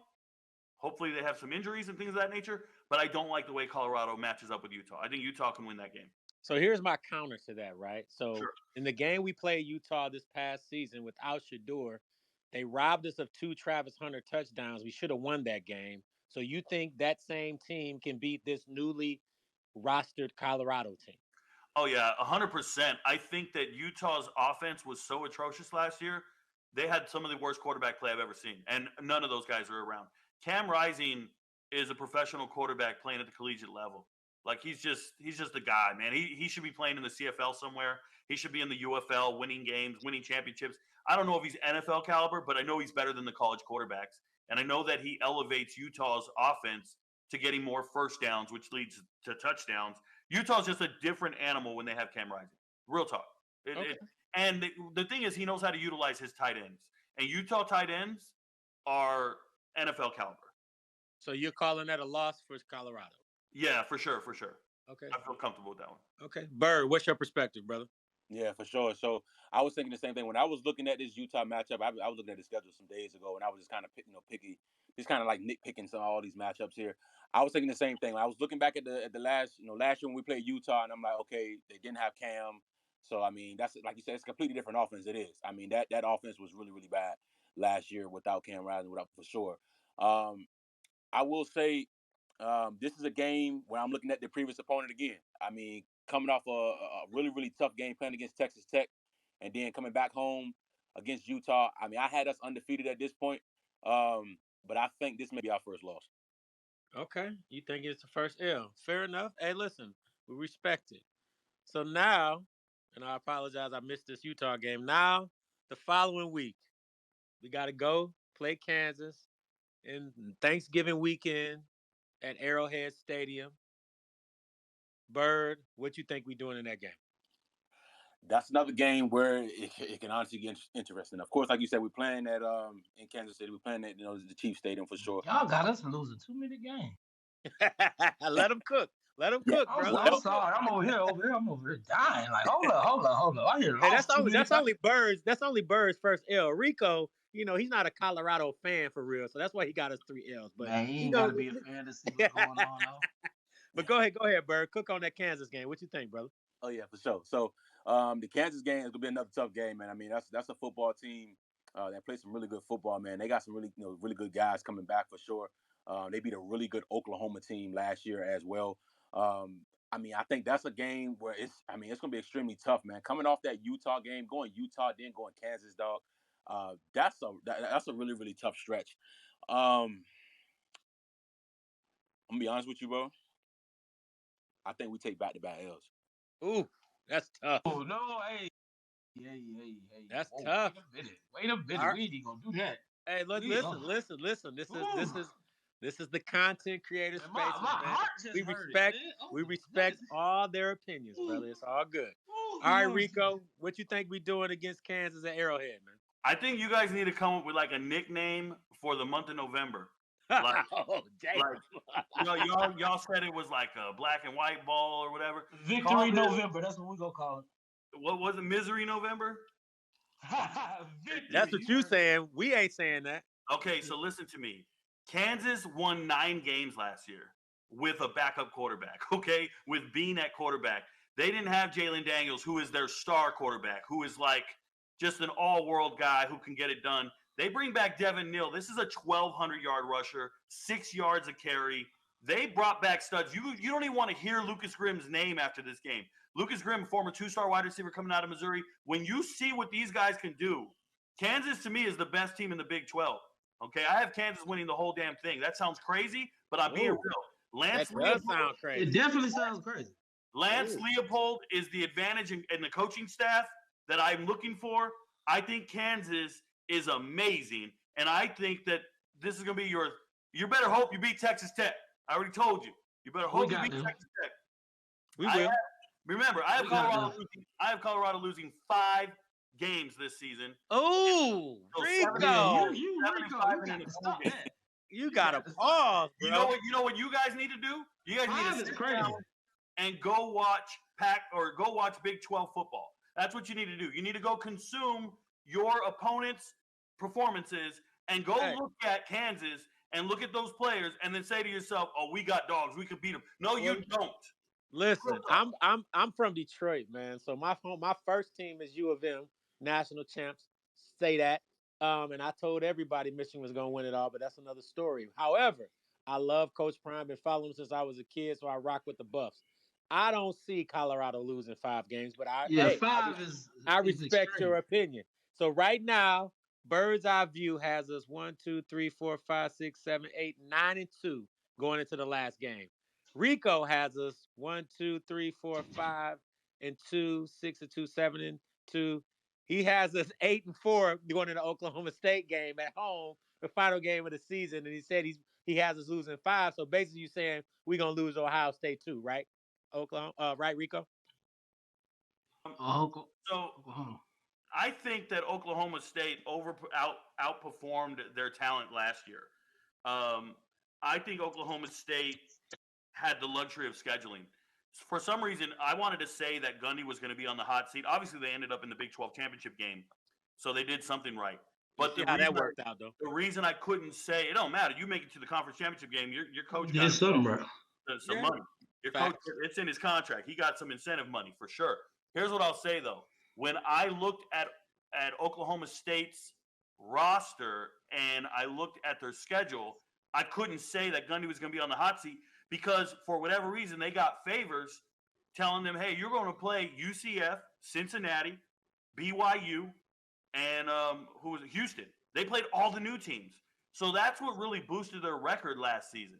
Okay, this upcoming season, though, I think they're running into a problem, and the problem is when you look at their schedule, they're going to be playing Texas Tech the week before Colorado. And when you're playing Texas Tech the week before, I think they're going to get punched in the mouth. Now, Ollie Gordon is the one thing nobody wants to talk about. Nobody can stop Ollie Gordon. We hate their quarterback, Alan Bowman. We think he's a bad quarterback. Bro, go look again. He threw 3,400 yards. They got Presley coming back. Presley's been a star receiver there for years upon years. I'm pissed his brother didn't work out there or Tulsa. But my thing is, like, I feel all these guys at Oklahoma State came back. I feel like they're still an echelon above Colorado when it comes to depth and talent on that roster. Like, I assessed their running back room one day, and I looked at it, and I went, oh, no, we don't even – there's guys that aren't even on the field that are really good. And that's how I feel. I feel like that team is so deep. That's why they win games. That's why they perform the way they do. And they got continuity in that coaching staff. So, yeah, I have Colorado losing that game. It's the reality of the situation. November. Listen, man, you guys can say what you want to say, but 8-5. 7-5. 7-5. I'm sorry, 7-5. Going to a bowl game and having a chance to get to 8-5. That's a dream come true for a second seed. I don't care what anybody says. Y'all could talk about 10 wins. Yeah. That's cool. You ain't a fan. Well, hey, listen. No, I'm not a fan. We respect everybody's position. So, a final tally. Bird's Eye View has us going 10-2, which means we win in the Big 12 championship and we in the playoffs. Rico only has us going 7-5. We get a bowl game and it's a consolation prize. So we're gonna see how it shakes out. Now let's pivot, right? Let's get active. So let's talk about the wide receiver room first. Oh, And I'm gonna let Bird's Eye View start this one off. When you look at the wide receiver room, and I gotta be putting you on the spot, put you in the hot seat. Tell Sure. me our top 5 wide receivers as it currently stands right now. Top 5. Top 5. All right, I'll go in order. I'll go exactly in order. Travis Hunter number 1. That's obvious, right? That's obvious. Travis Hunter number 1. I mean, we really don't have to. He's him, and we don't have to kind of break that down. Will Shepard, without question. I mean, Will Shepard is a next level guy in my opinion. I mean, the things that he was able to do in the SEC. I mean, being all conference in the SEC. Of course, it's Vanderbilt, but I mean, having records broken at Vanderbilt. I mean, Will Shepard is a guy, man, that can go get you 10 touchdowns, go get you 1,000 yards. I mean, he's that caliber of player. I think we got 3 of those, which is crazy to think. But I think we got 3 guys that can go get you 1,000 and go I get agree. you 10 dubs. The third one is LeJontay Weston. I mean, he's already done it. What 100 catches? I mean, you look at 100 catches, you're not dropping many passes, and you caught 108 balls, right? I think he only dropped 1 or 2 passes, I think, last year. I think. I could be wrong. I mean, that's crazy because you think he got over 100 targets. So I Yeah. mean, that in itself right there speaks volume without question. 4 would be Jimmy. Now, of course, I know Jimmy has struggled with drops. There's been some things that we wanted Jimmy to do and do at a high level that we haven't seen yet. But at the end of the day, he did lead this team. He did lead this team in touchdowns. He Now, did. of course, he started hot. He know how to get him. Hot at the beginning of the year and kind of cooled down a little bit. I'm thinking Jimmy Horn's going to take that next big step, especially with all these big name wide receivers that we have now. I'm thinking people are going to forget about Jimmy a little bit. And I mean, rightfully so when you got these top 3 guys here. If we go 5 is going to get interesting. Who's that 5th one? Who's that 5th one, Bird? 5 is going to get interesting. I'm going to be real with you, dog. I really like Omarion Miller. Now, yeah. I know we got a small sample size, right? We got a small sample size. That USC game, he bursted on the scene. We got a small sample size, right? Every catch was like. Well, he's got a lot of tools, bro, to make him a really, really great wide receiver, dog. And I'm thinking this is a year where Omarion Miller's gonna come with a chip on his shoulder. I think he's our 5th best guy, man. Okay, fair enough. Rico, top 5 wide receivers in the wide receiver room for Colorado. Come on, Rico. Yeah. So number 1 for me is LeJontay Weston. I don't like hearing about potential. I like dudes who show up on Saturday and get production and actually do it. And I think LeJontay Weston does it, like straight up. Okay, he's all-time leading receiver in FAU history. I did a video on LeJontay before he ever came to Colorado. I did a video on him back in September. I remember that. Him and his brothers. I remember that. And people were like, "What is this guy talking about? Group of 5 players for?" And I'm like, "Yo, this guy right here is the truth." But LeJontay Weston 1, obviously Travis Hunter 2, and that's just based upon the production I anticipate next season. Number 3, obviously Will Shepard. I don't give a shit that he went to Vandy. He did it against SEC competition, right? It doesn't matter what team you play on. It matters what DBs lined up across from you. Right. So I rock with him. I don't know what the big shock is. For me, number 4 is Omarion Miller. Like, I ain't got time to be talking about anybody else. I feel like when you have a young man like that working in the offseason, the potential's there to pass Jimmy. And for me, I've seen enough of Jimmy Horn Jr. to say, man, you should be returning kicks, bro. Like, I feel like I don't like people who make mental errors or aren't in the moment and can't be relied upon in those clutch moments. Now, I saw him score touchdowns. I saw it. But I don't think – this is going to sound crazy, but I don't think he impacts your win-loss record. That's how I feel about him. So he could be the 5th best receiver, but I would probably start leaning towards other receivers. I'm going to tell you that some people don't believe it, but have you watched tape on Terrell Timmons? Speed. Terrell Timmons Jr. from North Carolina. He a dog, and people don't know who his cousin is for real. His cousin is Keenan Allen. Let's not get it. So I'm telling you, when I watch film, Terrell Timmons, and I know Cordell Russell's a little late in the process. I know I love Caleb, right? I'm a huge Caleb Mathis guy. But Jordan, on a voe? Yeah. I know you're talking about. Okay, Jordan was injured last year. But when I talked to Caleb Mathis and I talked to about 2 other Colorado players, and I said, who's the hardest worker on the team? Who's the most underrated? They said I Jordan. have heard that. They said Jordan. And when Yeah, I I second saw the that. clip where Jordan's going to DB meetings, Jordan's going to learn what DBs are learning.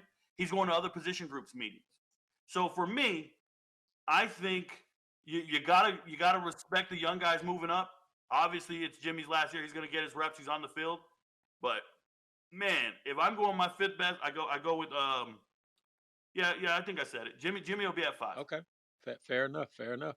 Now, I'm bigger on Amarion Miller than a lot of y'all hey, think. Yeah, I like Marion Omarion. might have a great season this year, man. He might have a great He gonna make season. it happen. You can see it in his eyes, like it's different. No doubt. I never seen his eyes, but I can see it in the You play. gotta watch them well out videos. So let's pivot. I don't Let's miss pivot those. to the defensive side of the ball. Okay, I need you guys to tell me who's starting on that D line, who's starting at our defensive backs, and who's starting at our safeties. I'll let you go first, Rico. You want me to give the whole starting Yeah, let's go. defense? I mean, you say All you do right. this, right? Let's go. Let's get after it. Yeah, no, I do this for every single team, not just Colorado. But I can tell you right now, when I look on tape, obviously, in Wonkwo, is Yeah, that how I Yeah, say we it? yeah, call him the pig kid. We just Shadozi. Yeah, Shadozi. Yeah, he Uh, a dog. yeah, for sure, Shadozi's a problem. for sure. Obviously, BJ Green sticks out. There's nobody going to be as good as Samuel to me. I feel like Samuel's the best defensive lineman in the portal. Samuel Okunalola. If you went and watched Yeah, him he a at Pitt, beast you would He's a know beast. what I'm for talking sure. about. sure. But the other starter came last year, at least from my perspective, and that's going to be Amari McNeil. And I know nobody's giving him any love, but I like Amari I like McNeil. Amari. I like Amari. I've been saying that. He was playing So he out of came over from position. Tennessee. He played out of. That was his He first time came playing over there. from Tennessee, and yeah, he's not the same. Like he's not Bishop Thomas, but obviously we won't even go down that path.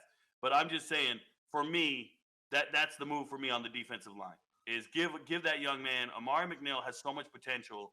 Give him some shine. But the reality is on defense. Have y'all ever looked at a box score? On defense, how many people make a tackle in a game? Like 20, right? So you rotate every single position on defense. You rotate linebackers. You rotate defensive linemen and DBs. The only position that doesn't rotate is offensive linemen. So there's a lot of guys that are going to get on the field. Wiggins and Barnes and these boys who just transferred in, and obviously Wade can put his hand down there. But I'm telling you, I like what I like. There's a definite distinction from some of these good players as opposed to the others, right? Some of these star transfers. Like I like Webb Walker coming over from New Mexico State. I love New Mexico State. Y'all don't know this. I watch a lot of Group of 5 football. I like the kid, but he ain't like that. You know, he's not like that like some of these other transfers. He's just added depth. Linebackers. You want me to go through the whole defense? You want me to let? Yeah, we can y'all flip. both gonna get both of y'all takes. So go ahead and keep going, bro. No, I'm saying you want him to go D line and then I'll go linebackers. I don't want That's to. cool. Yeah. That's cool. Let's do that. That's a bet. Yeah, we pretty much the same for like 3 out of 4. It's crazy because I was flip flopping Amari McNeil, Tareen Carter, but I'll go Sam Okunlola for sure out of Pitt without question. He was tied for the lead in sacks. We had 5 sacks. He played his best games and his biggest moments against Florida State and against Louisville. He was actually like ACC Rookie of the Week against that Louisville team. And then coming in with 3 years of eligibility, that's huge. Then of course Chidozie, without question. I mean, That's a he's dog. gonna be. I mean that speaks for itself. BJ Green, without question. I think BJ Green is going to flourish, depending on how Coach Livingston comes in. I think BJ Green is really going to flourish in his defense, without question. BJ Green, man, is one of those guys, man. Amari McNeil. A lot of people sleep on Amari McNeil, dog. I mean, That's my Amari McNeil had guy. a year, bro. Like he was like 3rd on his team in tackles for loss, and then he was like 2nd in sacks. I mean, we had 2 guys that had like 5, and then Amari McNeil had 3, and he had like 7 tackles for loss. So he had like sneaky good production that kind of just went under the radar. So I was flip flopping between Amari McNeil and Tareen Carter that came from Arkansas. I mean, he had SEC experience, SEC production, and I mean he's 300 pounds, man. That can really get after it. So I go Sam, I go BJ, I go Chidozie, and I go Amari McNeil as well. But All I right. mean, Tareen Carter is right there with me for him and Amari McNeil. I All right. had Carter start. So I had Carter starting, but I respect it. So I'm gonna let Bird give us our edges. Who are our edges? Who are our starting edges? Um, so yeah, I went Sam and I went BJ coming out the edge. Sam and BJ off the edges. Safeties. Rico. Who started safeties? Oh, Mm. man, I don't think Hodge is starting, y'all. Y'all gonna be mad at me. No, I want to hear it. Let's go. Let's go. Who you got? We I got myself muted because I'm we laughing. we know Sorry. Shiloh starting, so that's one. You know what I mean? Like that's not gonna not happen. yeah, Who that you is. got starting? Who you got starting with Shiloh? I got Silman Craig, man. He's a ball hawk. He finds the ball. I understand they're finding other replacements and other players in the secondary, but I really like Silman Craig, just the way he plays, man. Last year I was frustrated that Roderick didn't get as much play as he should have, Roderick Ward. But for me, Silman Craig is better than Slusher in my game, in my assessment, what I see on film. So that's who I like at safety. Okay, fair enough. Fair enough. Bird, what's your Yeah, perspective on it? yeah, I was just saying I've been a big Cam fan, dog, since he was at Jackson State. I mean, I've been a huge Cam supporter without question. I was all for Cam when he came to Colorado, just letting people know like Cam is a dog, bro. Cam been a dog for a while, and he's been with Coach Prime since high school. So I'm right there with Cam, and of course, Shiloh obviously going to start for sure. Facts, facts. Now let's look at this running back room. All right, we got some interesting things going on in this running back room. We got a lot of people saying this is Alton year. We got some cats saying that Dylan might break out. Then we got some cats saying that this young freshman Welch is gonna come in and take some reps. So Bird, what you think that running back room looking like from the starting position and most reps? From the starting position, I'm with Alton McCaskill. I think this is gonna be the Alton McCaskill breakout. A lot of people have forgotten about what he was able to do and At able to Houston. accomplish Yeah, at it's Houston. now is this now Just, you know, are we gonna get Houston Alton McCaskill? Because if we get Houston Alton McCaskill, it's ball game. Yeah, no, for sure. I mean, I won't say I'm not gonna say if we can get Houston Alton McCaskill. Now I'm not sure if because he was the focal point of that offense, right? And we got so many weapons where he may not rush for 1,000. I think he rushed for like 920 yards when he was at Houston his true freshman year, but 16 touchdowns, 16 touchdowns. I think Alton McCaskill is our guy. I think he'll be our bell cow without question. Now, of course, we're gonna spell him with Dylan Edwards. Dylan Edwards has put on some weight. I don't know if you guys have seen some recent clips and recent pictures of Dylan Edwards. He has definitely put on some weight now. We're gonna have to utilize him in a way where he's not an in between the tackles guy. I mean that's just not his game. So we're gonna have to utilize him in some ways to get him in space a little bit more. But Michael Welch, I like his makeup. Not only just him on the field, but his mindset, his mentality. You can tell that he wants it. You can tell that he has that dog in him. Like he has that leadership mentality as a true freshman. He's getting in the middle of huddles. He's talking to the guys. He's breaking down huddles. I mean, he's got that dog mentality without question. Where I think Michael Welch is going to get some carries in this offense as a true freshman. We'll see what happens with Savion. If he's going to stay, if he's going to go, what's going to happen there. But Alton McCaskill's our best. I agree. Rico, what's your thoughts on the running back? So for this one, I feel this one's like near and dear to my heart, y'all, because if y'all don't know the history, last year about I'd say January timeframe, Alton reached out to me on my channel and said, "Hey, yo, you mind doing a film review on me?" And I said, "All right, I'm gonna give him love." Now, mind you, he had just missed a whole year from a torn ACL, so he had just missed a whole year. Everybody forgot about him after being the player of the year and all this stuff as a freshman, 16 touchdowns. So I made the video. I hype him up. I tell you, hey, this is the best running back. Y'all don't know. This is the next Eric Dickerson, all this stuff. I like his upright running style, runs behind his pads. He knows what he's doing. All right. So I do that video, and he's watching my channel. And little by little, he starts realizing, man, I could jump in the portal. I could find a spot. So I remember he jumps in the portal. I sent him a DM, and I'm like, yo, you might want to think about the following teams or whatever. And he gives me just like a thumbs up. We go back and forth. And I'm going, man, just let me know if you're going on that trip to Florida or not, because I need you at Colorado. And then all he did was just give it like a love tap or nothing.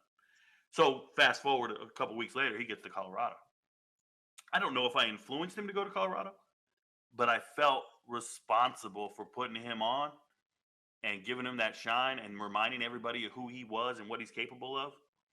And then he gets to Colorado and doesn't get the reps anticipated, doesn't get the work anticipated. He's still in recovery mode.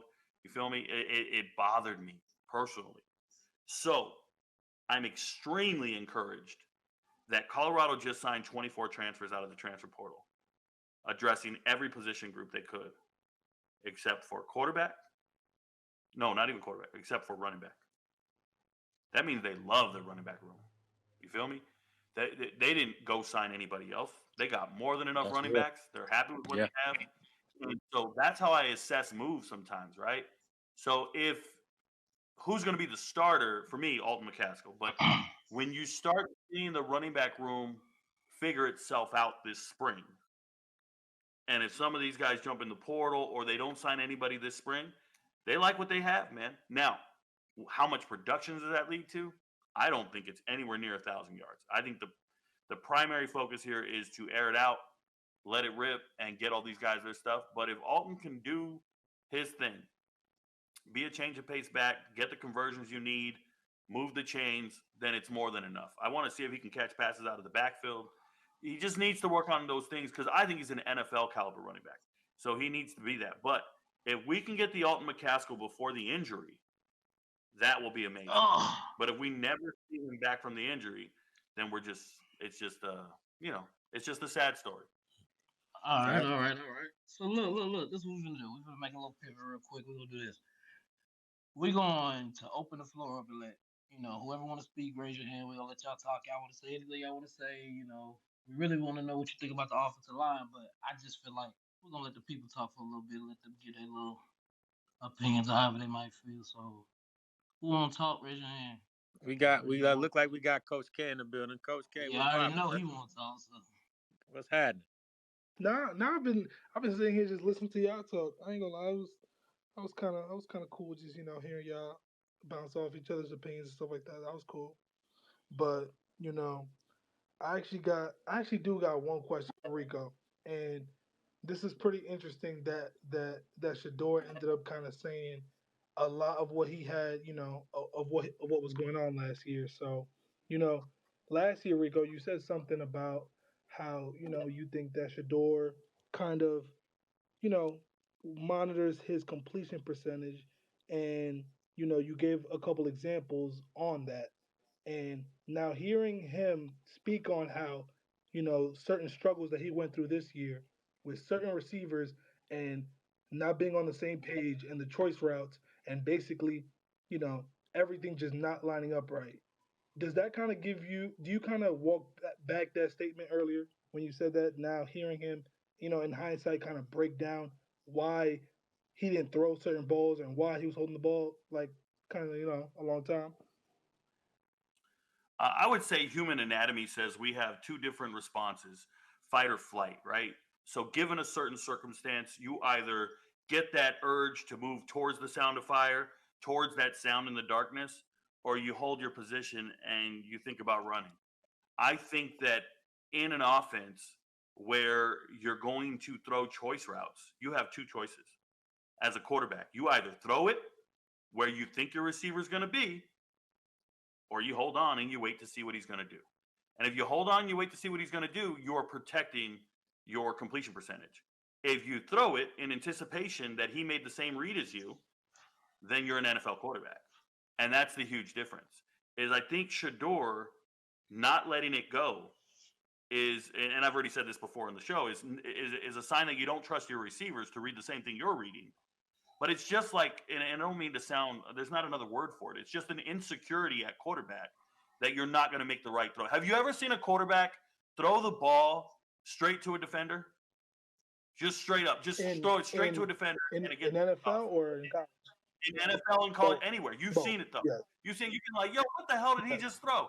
And when you look at him, he's yelling at the receiver like he ran the Hmm. wrong route. The receiver didn't run the wrong He made route the because wrong they read. called a damn three in the huddle. He made the wrong choice. He made the wrong read. And what you'll notice from Shador is Shador just said, F that. I'm not going to make the wrong read, or I'm not going to rely on my receiver to make the wrong read. I'm just not going to throw it until you're open. Now, that's one way to handle it, and I got you.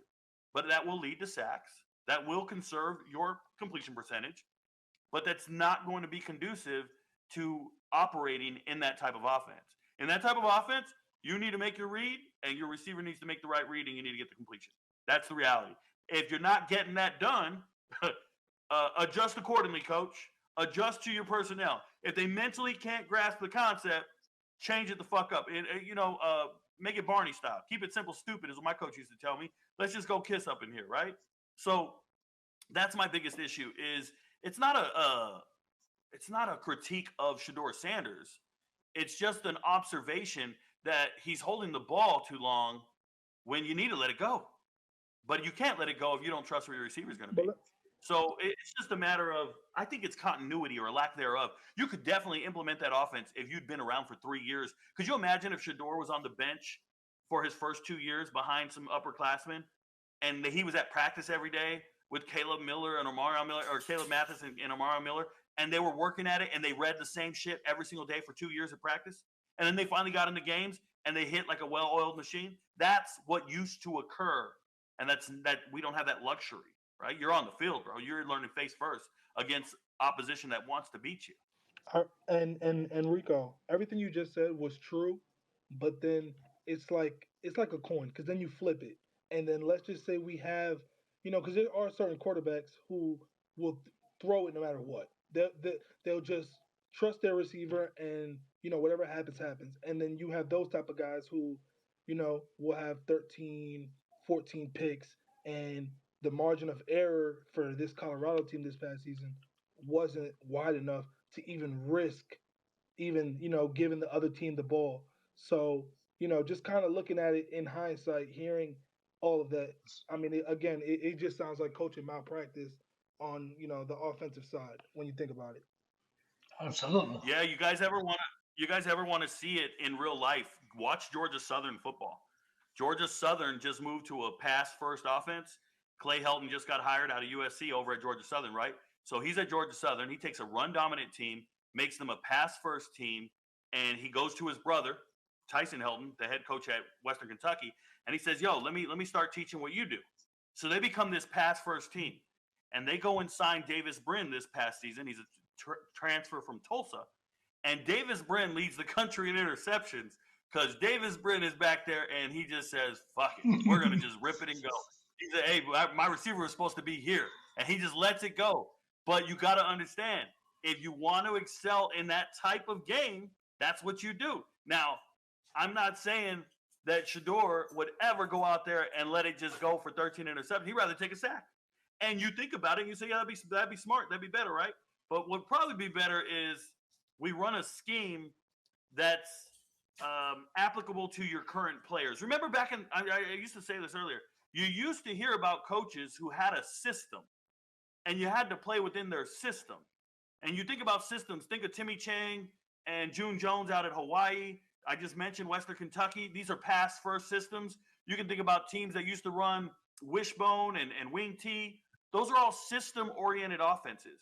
And over the last 20 years, we have transitioned away from systems to coaches that adapt to their personnel, right? This is so much smarter than you think, because when you have a system, you have to recruit certain players that fit your system. Think of Navy, Army, Air Force. They're getting players that can fit in their system.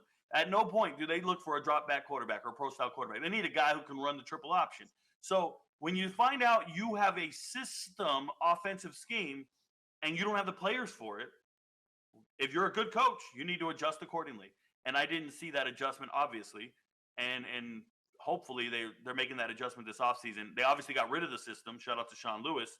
But he's at San Diego State. What do you think he's going to do? He's going to implement his system, but he's going to try to find players that fit the system. It's just an old way of coaching.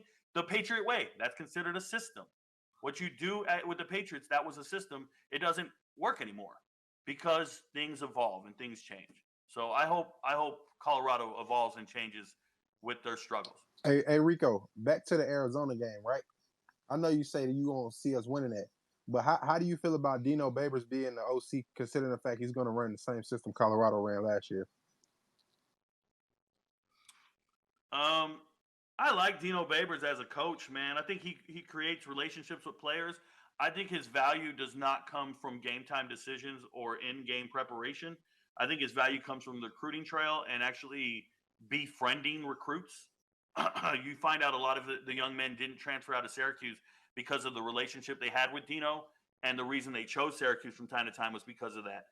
So I think that he brings value in that regard. As far as game planning goes, bruh, this is Noah Fafita playing with his high school teammate, his childhood friend, and I think it's just a problem for everybody. That's Oh, how I you feel, don't man. Servite High you School don't think repping. it'll be a problem, I like, because you got to think, like, when we was running the veer and shoot, we was basically running like choice routes and goddamn hitches and digs. Like, you don't think that occurs like a problem? Because I feel like McMillan is more like a route runner. Like, you just give him route concepts and let him run, and he gets Yeah, open. that's a professional. It really doesn't matter. They have so much continuity. Remember, I just talked about how it would be awesome if Shador had 2 years on the bench somewhere where he could build continuity and timing with his receivers, and they could read each other's minds and shit like that. That's exactly what Noah Fafita and T Mac have had. They have been on the bench. They have been together from the word go. They've been around each other for 5 or 6 years. It's NFL level continuity between the two of them. It's night and day, bro. I don't think it's gonna matter. Those two are gonna be a problem. Okay. Yo, Rico. So I got a question about that other cornerback spot. So like, how do you feel about DJ McKinney? And you think he could take that spot, or is that more of Cormani's spot to take up? I think we didn't. You guys didn't get to ask me about the starting corners, and I was gonna wait for Birdseye to name the starting corners, but I was gonna try to surprise everybody and be like, "Yo, DJ McKinney's him." Um, if you go back and you look at Oklahoma State and how they were competing in their secondary, and I know you guys aren't fans, so you probably don't follow it that closely. DJ McKinney just separated himself from a lot of people, bro. He really came to play, and I think he's built for it. Not to say Cremani isn't. I think it's a good problem to have. I think they're going to both see the field. Somebody's going to be the nickel. Somebody's going to be on the field regardless. I think it's matchup issues here. It's just who's got the more size and more physicality in the box, or who can help assist against the run-oriented teams. Remember, you're playing in the Big 12. It's not the Pac-12. It's a different caliber of football where you're going to get these dudes from fucking the flyover states, the middle of the country, and they're just going to want to line up and just smack you, bro. It's different. So what if money do take that step with like the physicality and all that stuff? Like, how do you see it playing in? I'm sorry, I'm not familiar. Oh, Who's Cormani, money? that's what they call him on the team now. Hey, I didn't know that, man. I think he's a special talent and a special player, and I hope that he's a professional and he's preparing for games appropriately. I think that's how you win over teams, right? It's what you do in the offseason, what you do when no one's looking. The talent's there. It's the preparation and all that other stuff. So I hope he takes that step and he's on the field and he starts contributing. But you guys, I'm one to tell you that I don't think any 5-star should be starting as a freshman. And I know Caleb Downs started, but I'm not a big fan of many 5-stars starting as a freshman. Progressing exactly like I would anticipate a 5-star player progressing, meaning you get to college, you're a little overwhelmed with the speed of the game, the amount of dedication and preparation required. You're just not quite at that echelon. And you look at the upperclassmen and you just go, whoa, those guys are better than me. You remember what it was like when you were a freshman? Or maybe, I don't know, in high school? I remember looking at my varsity guys and going to practice with them. They moved me up for the playoffs. And I was like, man, these guys shave? I don't even shave, bro. Like, I was a little kid looking at them like, who are these adults? So I think Cormani's learning face first, and that's okay. Yeah, I feel like Prime wanted to do that, but then you had people like Sean Keeler who kept pressing the issue on him, like, where's Cormani? Where's Cormani? So eventually he just got tired of Sean Keeler asking him that shit like 4 straight weeks. Injuries happen. Injuries. That's what brought him to the field. I really don't even think no one was gonna force Coach Prime to play Cormani, but so many injuries happened leading up to the USC game. Hey, July, how you doing? No, I'm gonna pick you back real quick. Go ahead, Bert. Yeah, so I was thinking, man, as far as like the cornerback room, dog, as far as that cornerback 2 position, but I think that's gonna be probably one of the biggest battles in camp between Cormani and DJ. I mean, I really like DJ McKinney, dog. I mean, the fact that he's 6'2", long, athletic, physical. I mean, he made a lot of plays for that Oklahoma State defense. I mean, he started in the bowl game when they played against Texas A&M. He started in that game. He didn't give up any catches. He only gave up 22 catches all year in 14 games, and he played. He played a lot. And I mean, he had 7 tackles in the Big 12 title game against Texas. DJ McKinney is a baller, bro, for sure. And I mean, him and Cormani for that cornerback 2 spot, I think both will play because I mean they're both super talented, and Coach Prime rotates his DBs a lot, so I think both will get on the field, both will play. But I mean, Cormani McClain is gonna have to play some really, really good football, man. Because DJ McKinney has already done it at a high level, and he's coming in expecting to play. He's not coming in to sit the bench at all. I'm not gonna lie though, just to add to that, we shouldn't. A lot of the fans, shouldn't kind of have this preconceived notion in their head that we're gonna see a lot of the same defenses. Because one thing I know about Coach Liv is that he loves his DBs and his secondary, and his safeties. So we might see a couple dime packages. You know what I mean? Like we might see a chance to where they're gonna put all their best DBs out there. Go man up. Now, one player we haven't talked about. What is y'all perspective on this the new kid Cam Michael? Rico, I'll let you go first on that Rico's not He here. he dropped out. He dropped one. Oh, out. Rico dropped out. All right, Bird, Yeah. what you think about Cam Michael, bro? Explosive. I mean, any way you can design or break down speed, he's it, in my opinion. I mean, a legit track star. I mean, can play all over the field. I think it's gonna be interesting to see where he's gonna play. But I think he has a chance to play both ways. Now, of course, Coach Prime is gonna make him master one side of the ball. Honestly, I would think he wants to play on the opposite side of the ball. He's so explosive, bro. When you get in the ball in space, I mean, one cut, bro. I mean, you ain't got the right angle. He's gone. I mean, he has legit track speed. I really like Cam McHale, man, without question. I think, dog, that he's going to see the field. I'm with him and Draylon. I'm high on Draylon Miller as well, too. Draylon Miller is a Oh dog, yeah, bro. Yeah. Draylon Miller both of reminds them. me so much of Debo.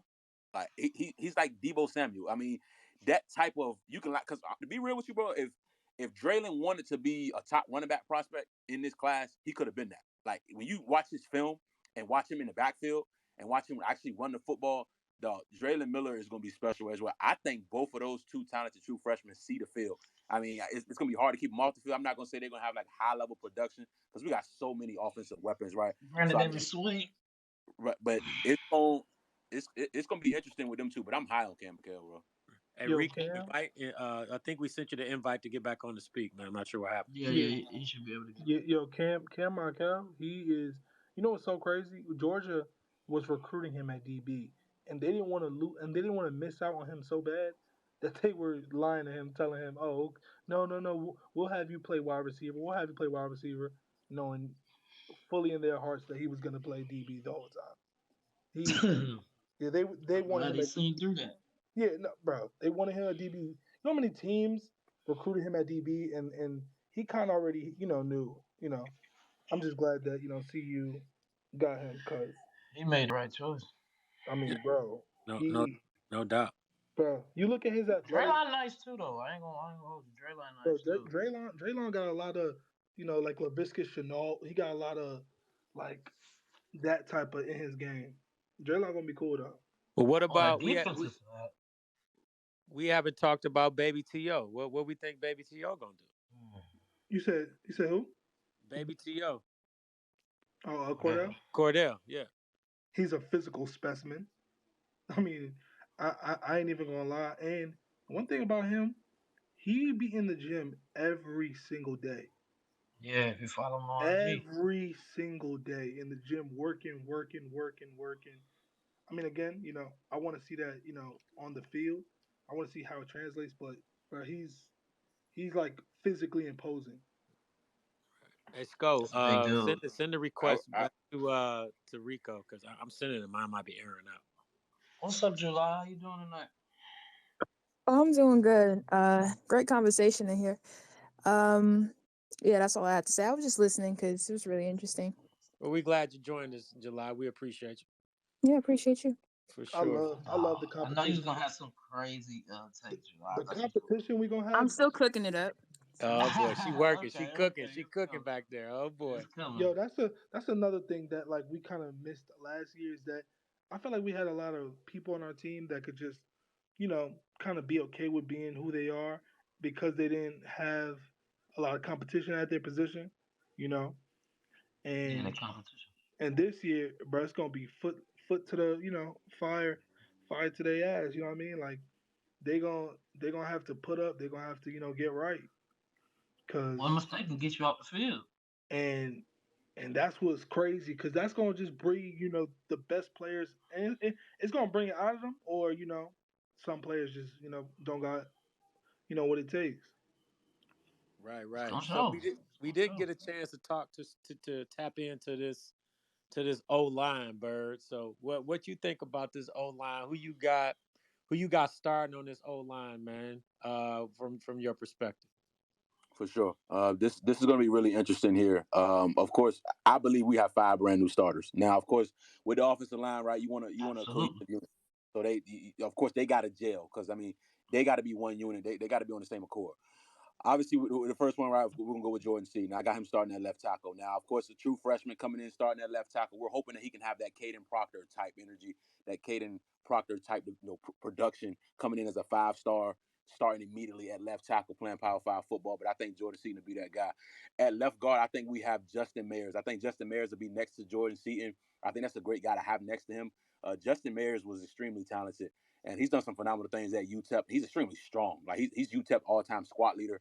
I mean, Justin Mayers is a guy that I really feel like is a pro, and he's going to definitely show it without question. I like Justin Mayers, man, a whole lot. Um, at center, now I feel like this center position is one of the most controversial positions on the offensive line. I feel like a lot of people are going to have some different opinions on who the center is going to be. In my opinion, I'm gonna go Tyler Brown, and here's the reason why. I like the Yakiri. I do. He's super athletic. I know some people say he's a little light, but he's super athletic.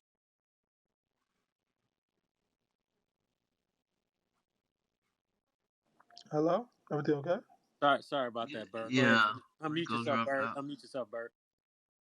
All right, so y'all can hear me. Yep. All right, that's the best. That's the best. So yeah, with Tyler Brown, I got Tyler Brown playing center. Tyler Brown. I mean, a lot of people forget about Tyler Brown. I don't know how many people watch Jackson State football. I watched every game. Tyler Brown is a dog. Tyler Brown was the best offensive lineman at Jackson State, and it wasn't any question about it. I mean, he was a HBCU All American, FCS All American.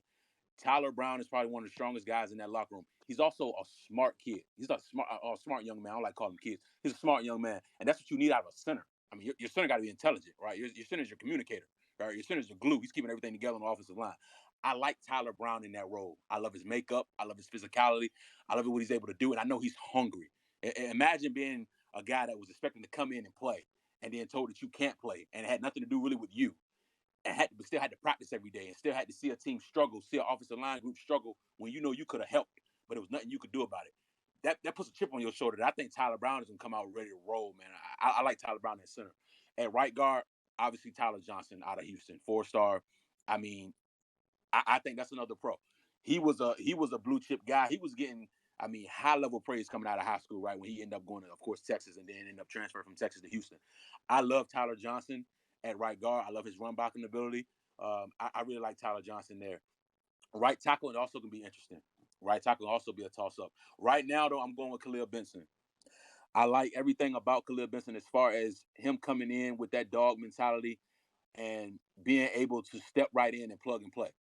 I know some people are gonna say some other guys here, which is it's a great thing to have because now we got actual depth on the offensive line. Where we actually gonna have offensive line battles where a few guys could sneak in. And I think we're still gonna see some guys that are injuries happen, and of course, God forgive me, we don't have any injuries, and all 5 start all season, and that happens. But that's what I'm gonna roll with, dog. Jordan Seaton, Justin Mayers, Tyler Brown, Tyler Johnson, Khalil Benson. All right, bet. Hey, Rico, maybe request to speak. We sent you the invite to speak. I'm not sure. Sometimes these spaces be tripping. July, it looks like you had a question. Go right ahead. Oh, I was just gonna piggyback off what he was saying and say that I think Yakiri could be the center because of his experience. And I just learned that apparently, like I'm new to football, but like apparently like centers they kind of have, it's more than just basically snapping the ball, and they have to have looks out, and so it's like it's a bit more than just being strong. And I feel like Tyler Brown, he's too good to like sit him. If he could get on the line somewhere, like that would be really great. But you know, having an experienced center like Yakiri would just be like the best option right now. I agree with that. I really Okay. do. That's fair. That's fair. I ain't gonna lie though, but you see, like I love the way that this O line is gonna kind of shape itself out because I think Tyler Brown, he's starting behind the 8 ball a little bit, because not having that much experience at center, so that's probably gonna leave that center spot for Yakiri. But also, Hank Zelinski's, he's someone that he had a lot of time at center. He wasn't bad, you know, but I definitely think that that Yakari is probably gonna get the start over TB. We shall see. We shall see for sure. For sure. Any other questions from anybody in the room? Comments? Feel free. I was about to say, Yeah, I somebody. got a question. How important y'all think the tight end position gonna be? The what? You was breaking up. How how important the tight end position gonna be this year? Oh, and You have to be able to block. in Pat You Shermer's definitely have to be able to offenses, block. Yeah. man, listen, Critical. Pat Shermer loves his tight ends. He loves his tight ends.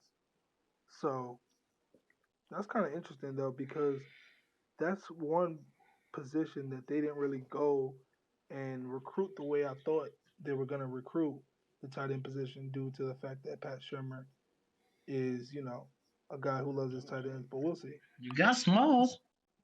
No, Yeah, can I talk about that for a second? Yeah, go ahead. Go ahead, bro. Go ahead. Definitely piece of the room. Appreciate you guys, man. Because I mean, I'm hearing them talk about the tight end situation. I mean, we got Swain, we got you got Mayer.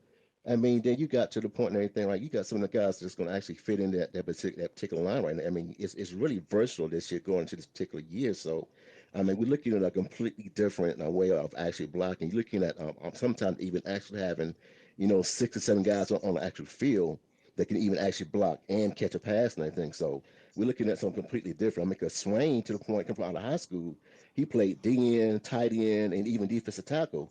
Then you got Small, who's played defensive end, and also, he can catch the ball and play tight end. So I'm not worried about them guys actually being on, tight end or actually being to the point of opposition, because these guys are coming with size, speed, and they're going to be able to actually block and catch passes.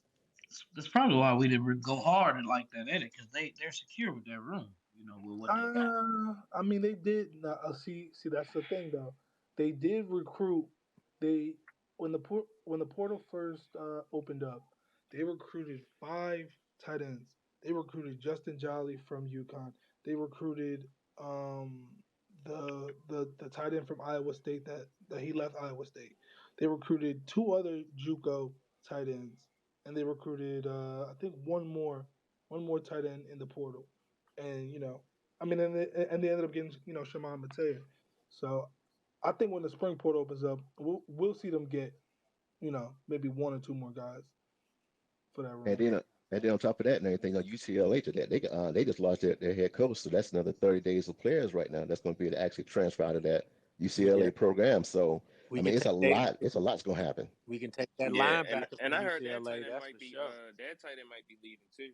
UCLA. I think I seen that somewhere. Yeah, There's spots where he might leave. because Yeah, UCLA linebackers and defense end, that those are like are friends of of the Sanders family and everything. So they already got ties with the UCLA players, and a lot of the players that's actually started this past year.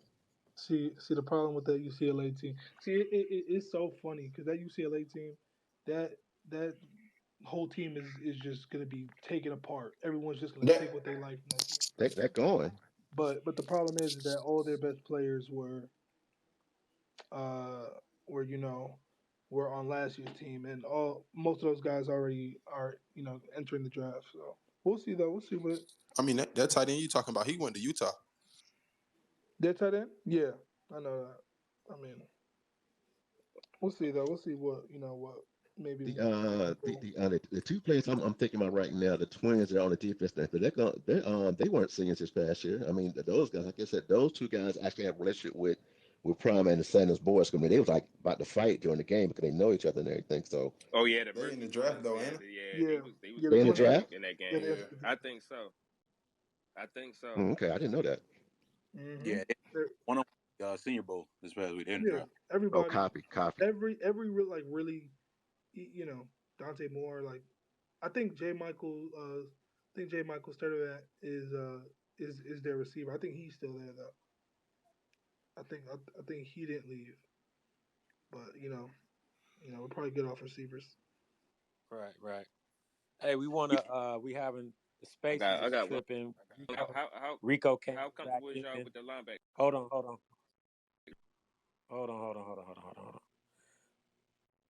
So the spaces is tripping a little bit. Rico can't get back on, so and he has to shake. So we want to thank him and appreciate you for joining and taking the time, dropping a lot of jewels, providing a lot of insight and some great commentary on everything, man. And we look forward to the next one, brother. We definitely appreciate you.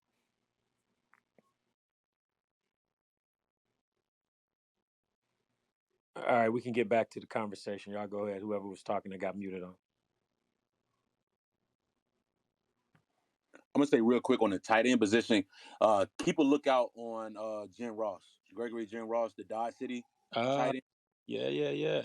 Yeah, keep an eye out on him. Number one JUCO tight end in the country. He's been crystal ball to Colorado. That's right. People forgetting about that big boy. He a big boy. Ain't he like 6'5" or something? He's 6'7". 6'7".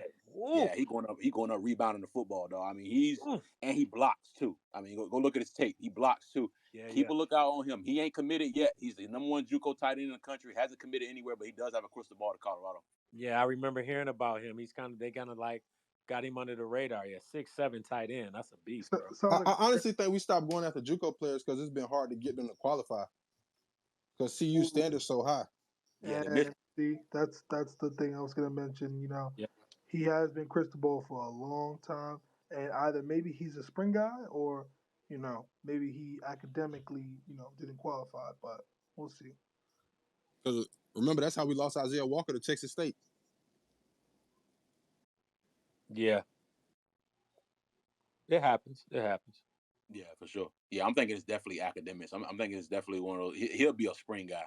But yeah, the admissions is crazy. We've actually lost a few guys that we were expecting to get. And it was because of admission, bro. I mean, that admission shit crazy. Yeah, for sure. So who we think we want to pick two players, Bird. One on offense, one on defense. Is going to be a sleeper standout player this season. I'll go on defense. Sleeper standout. I'm gonna go McKinney, bro. I'm gonna go DJ McKinney, bro. I mean, I'm telling you, dog. DJ McKinney, you wrote a film, bro, at 6'2", a 6'2" cover corner, bro. That's physical, that loves to tackle. I mean, DJ McKinney on the other side of Travis Hunter.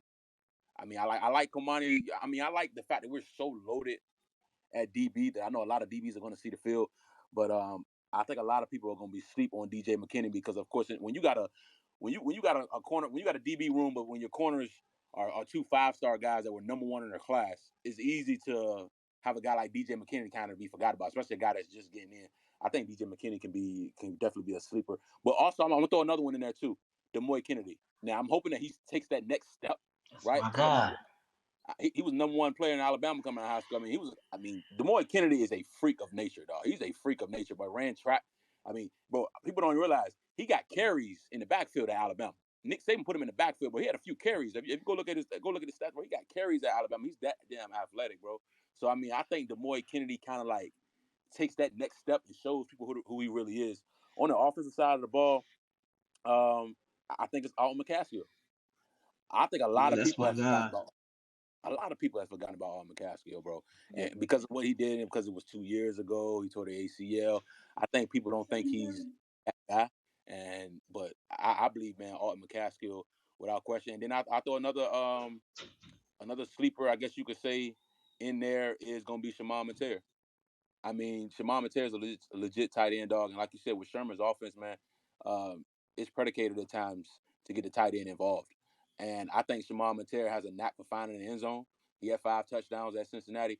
I think Shimon Mateer can be a little bit forgot about because of all the explosive wide receivers that we're going down there with.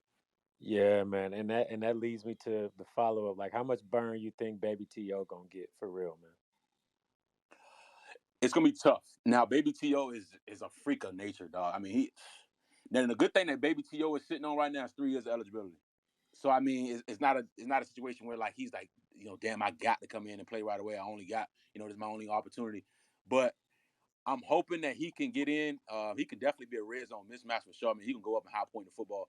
But I mean, it's gonna be tough. That's a loaded room, dog. I mean, when you got 3 guys that can go get you 1,010 tugs, I mean, it's gonna be tough, bro. It's gonna be tough to get on the field. And then you got, you got a few other guys that's gonna be competing as well. But I think if he does have the opportunity to actually get on the field and kind of get the rolling, I mean, he's a guy that can definitely make plays for sure in this offense. Hey, Bird, I was looking at Baby T.O. right, and a lot of the 24/7 pages was saying like talent wasn't the issue for him. It was that he couldn't take coaching. How you feel about that? Now that if that's the case, then he's gonna get in his own way.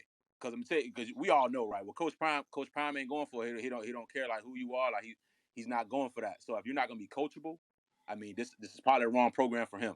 And I'll believe that, bro, because he's crazy talented, bro. And if you look at his film, you'd be like, damn, he couldn't see the field really at all at TCU. Like TCU wasn't that dominant of a program to where he couldn't see the field at all.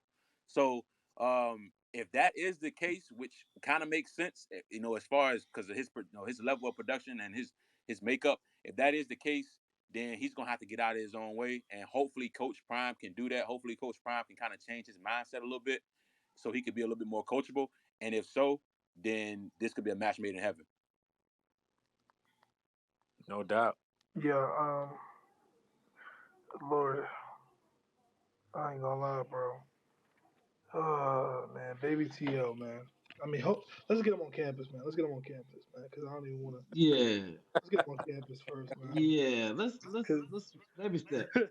Because the jury is really still out, So we got to get him on campus first. Yeah. But Push. he Bird's Eye just brought up the more. He gave me nasty flashbacks of our linebacker room this year, and how we got to improve that room.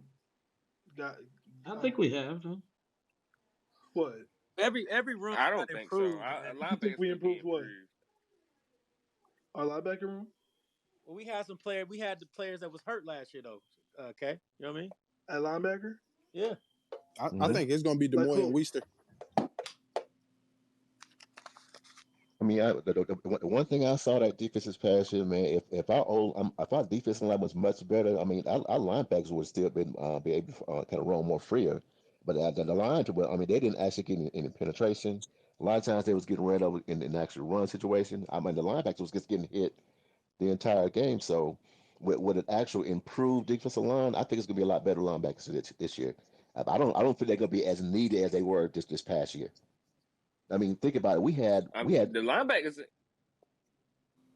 No, go ahead. No, I was saying because we were in the game with Woods in the game like majority of our season at a linebacker position and everything. I mean, it's no way we can actually play that like that entire season and everything. So we're actually having real linebackers back there in the defensive line is a totally different game. Mm, I was gonna say they actually struggled in pass coverage too. So it ain't just like the running game either that I'm worried about. It's like the pass game too. They couldn't stop nothing underneath, no crossing routes, no shallow routes. They was just out of position a lot of times. Now that could be due to scheme or whatnot, but I feel like some of it was just down to the ability to play in coverage. man, I'm gonna say this, man. I mean, you can look at you can look at things, our defense from a different lens. Maybe we have a pass rush. Maybe our DBs don't get cooked that bad. But one thing I know is that Coach Prime keeps echoing the 1 to 2 linebackers. That's for good reason. That's for good He has been consistent in that message. Hopefully we get that boy from UCLA. because He said he said one more offensive tackle today on the other day on DMVR too. I don't even want to. I don't even want to open up the can of worms and break down why the linebackers were so bad because it Yeah, it but was hard to watch. It was it's hard to hard to watch do that because you know what the problem was though. So it's like this Yeah, season that's I'm why. going in with a mindset of giving everybody a fair shake because we got everything now. So what you showing me now is what it really is. It's hard to really say, oh Bentley wasn't this or he or such and No, such wasn't well, this. no. See, because look, we don't even have to go that far. Watch this. So let's just our two starting linebackers out there were Ham and Bentley, right? So let's just go off of them. So Ham in the portal, no team wants to even look at him. You know, he was our starting linebacker, and Bentley, he is a sixth, seventh year player. We know who he is, so don't really expect much change there. He had great defensive lines at Clemson, right? Didn't change who he was. He is who he is. I don't think you got to see the field that much though. No, Yeah, he bro, he bro he, got his he spot took played. like 3 different times. No, but he played at Clemson. He had enough chances out there. Like it wasn't like he was like, you know what I mean, like out there for like series. No, no, he had times out there at Syracuse, and he just looked bad out there. I mean, that's Syracuse. I mean, Clemson.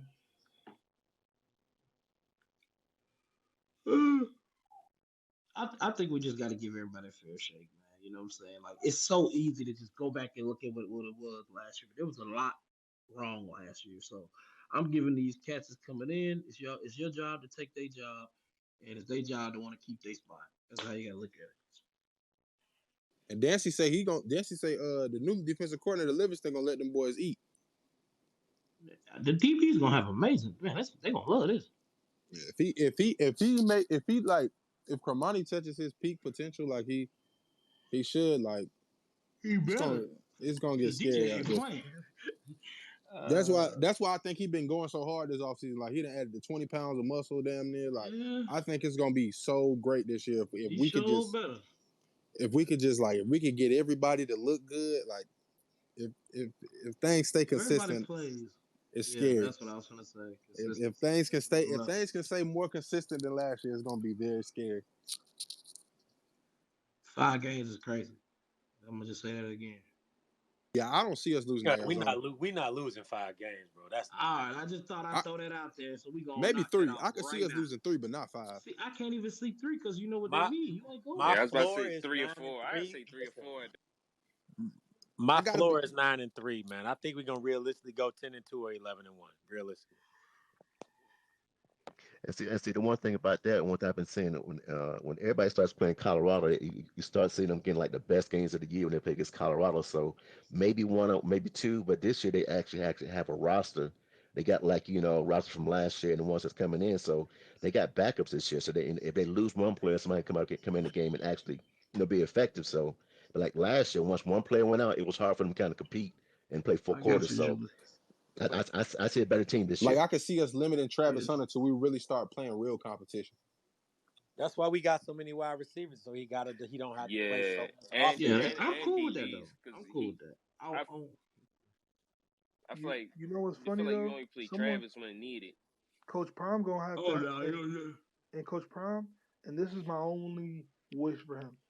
We gotta kind of get real with Travis on the whole, both sides of the ball. Like, okay, cool, but dude, I feel like he's not taking DB as serious as he takes wide receiver. Bucky told us his he, daddy say he, his I daddy told him agree. too. Like he got to start focusing on one position, but he was like, Travis Cause want to Travis want to do both. Like he's like his daddy. He's like his daddy have conversations with him daily about that.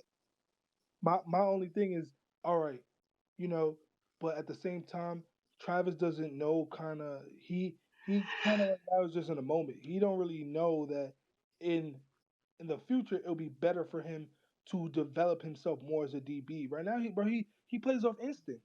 He plays off pure instinct, and maybe he needs to kind of tighten some things up, on that DB side. oh Now, yeah, oh, if we're yeah, gonna for sit, sure, for sure, for sure. if we're gonna sit back and talk about Travis, now we got to also sit back and look back when he actually got hit in that third game in the year with getting hit on the field and everything, getting a punctured lung and getting injured. So, I mean, this guy actually was playing with injury for like majority part of the year. I mean, even when he actually came back and everything, teams were, they were targeting him during the game. They was pushing him around, and I didn't see them actually have a plan to point to actually kind of use him properly. So, him coming in healthy this year and not doing 200 plays a game and everything, that's not going to happen. But him going both ways, maybe 100 plays per game, it should work itself out.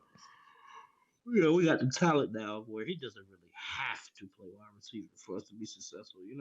So I figure he'll probably cut down on that side, focus more on defense. If Bucky is right and his pops is talking to him that much about it, I'm pretty sure he's gonna take it into consideration. Like, okay, maybe play more DB.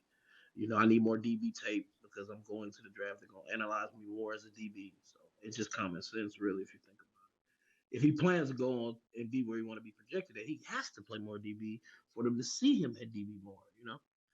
I'm just gonna be honest though, like, and we looked at Travis. It's no way like we thought of Travis going into the year as a lockdown corner, right? And I'm gonna be honest, coming out the year, having a whole year sample size does not look like a lockdown corner. He looks like a a very, very, very talented wide receiver. I'm gonna be honest. He looks like a first round wide receiver. He looks like, I disagree. yeah, not to go too far, but like Yeah, Devontae I Smith. disagree with that. I see a lot of Devontae Smith in him, but on the corner Mm. side, no, On the he corner side, there's nobody that can do what he does. Like, I'm sorry, I disagree with It's on the crazy. corner on the corner. Wait. As a corner, bro, he wasn't. Man, the way this man reads the defense is just No, undoable. no, no, Like, no. come on, I man. We're I hear not what gonna you're take talking that. about. We're not gonna do that. Look. You're talking about what he does in zones, and yes, that right there, that is just like ball skills. But when you talk about corners, you talk about line them up. He's not a top five, and that's just going on last year. Not even close. Not I'm even not close. gonna lie to you, bro. A scout say his max Mystery guy. potential at wide receiver is Devontae Smith, but a Yeah, max as a max like cornerback, his potential is Champ Bailey. So therefore, he should be playing corner. Yeah, I feel like he should be playing more corner. That's just my opinion. But Facts. you know what I'm saying? It is what Well, it is. well, I'm gonna Coach Prime know he should be playing more corner. You heard what Bucky said when he was in the spaces, bro. Like he wanted to focus more on cornerback than wide receiver, and that's just what it you is. know he listened to Prime, man. Gonna listen. I'm Gonna just listen. saying though, like he he didn't like offensively, he caught a lot of people off guard. Defensively, he didn't really live up to kind of what Yeah, I disagree with that. I mean, you could, but bro, that's the truth. Like there was, I mean, there, that just doesn't make it the truth. I'm Bird, sorry. what you think about bro, there Travis, was too man? many Wide better. receiver or DB? Let Bird chime in. So for me, I'm gonna be real with you, bro. I think as far as I'm gonna kind of start at the beginning and kind of just work my way up. So I think as far as how his role is gonna be this upcoming season, I'm gonna be real. I don't think it's gonna change too much. I think he's gonna I think he's gonna be on the field a lot. I think it's gonna be kind of somewhat similar to what we just saw. Yep. He wants to. I feel like he really loves to play wide receiver. DB is something that he's really really good at. He's just naturally good at it. He could just do it.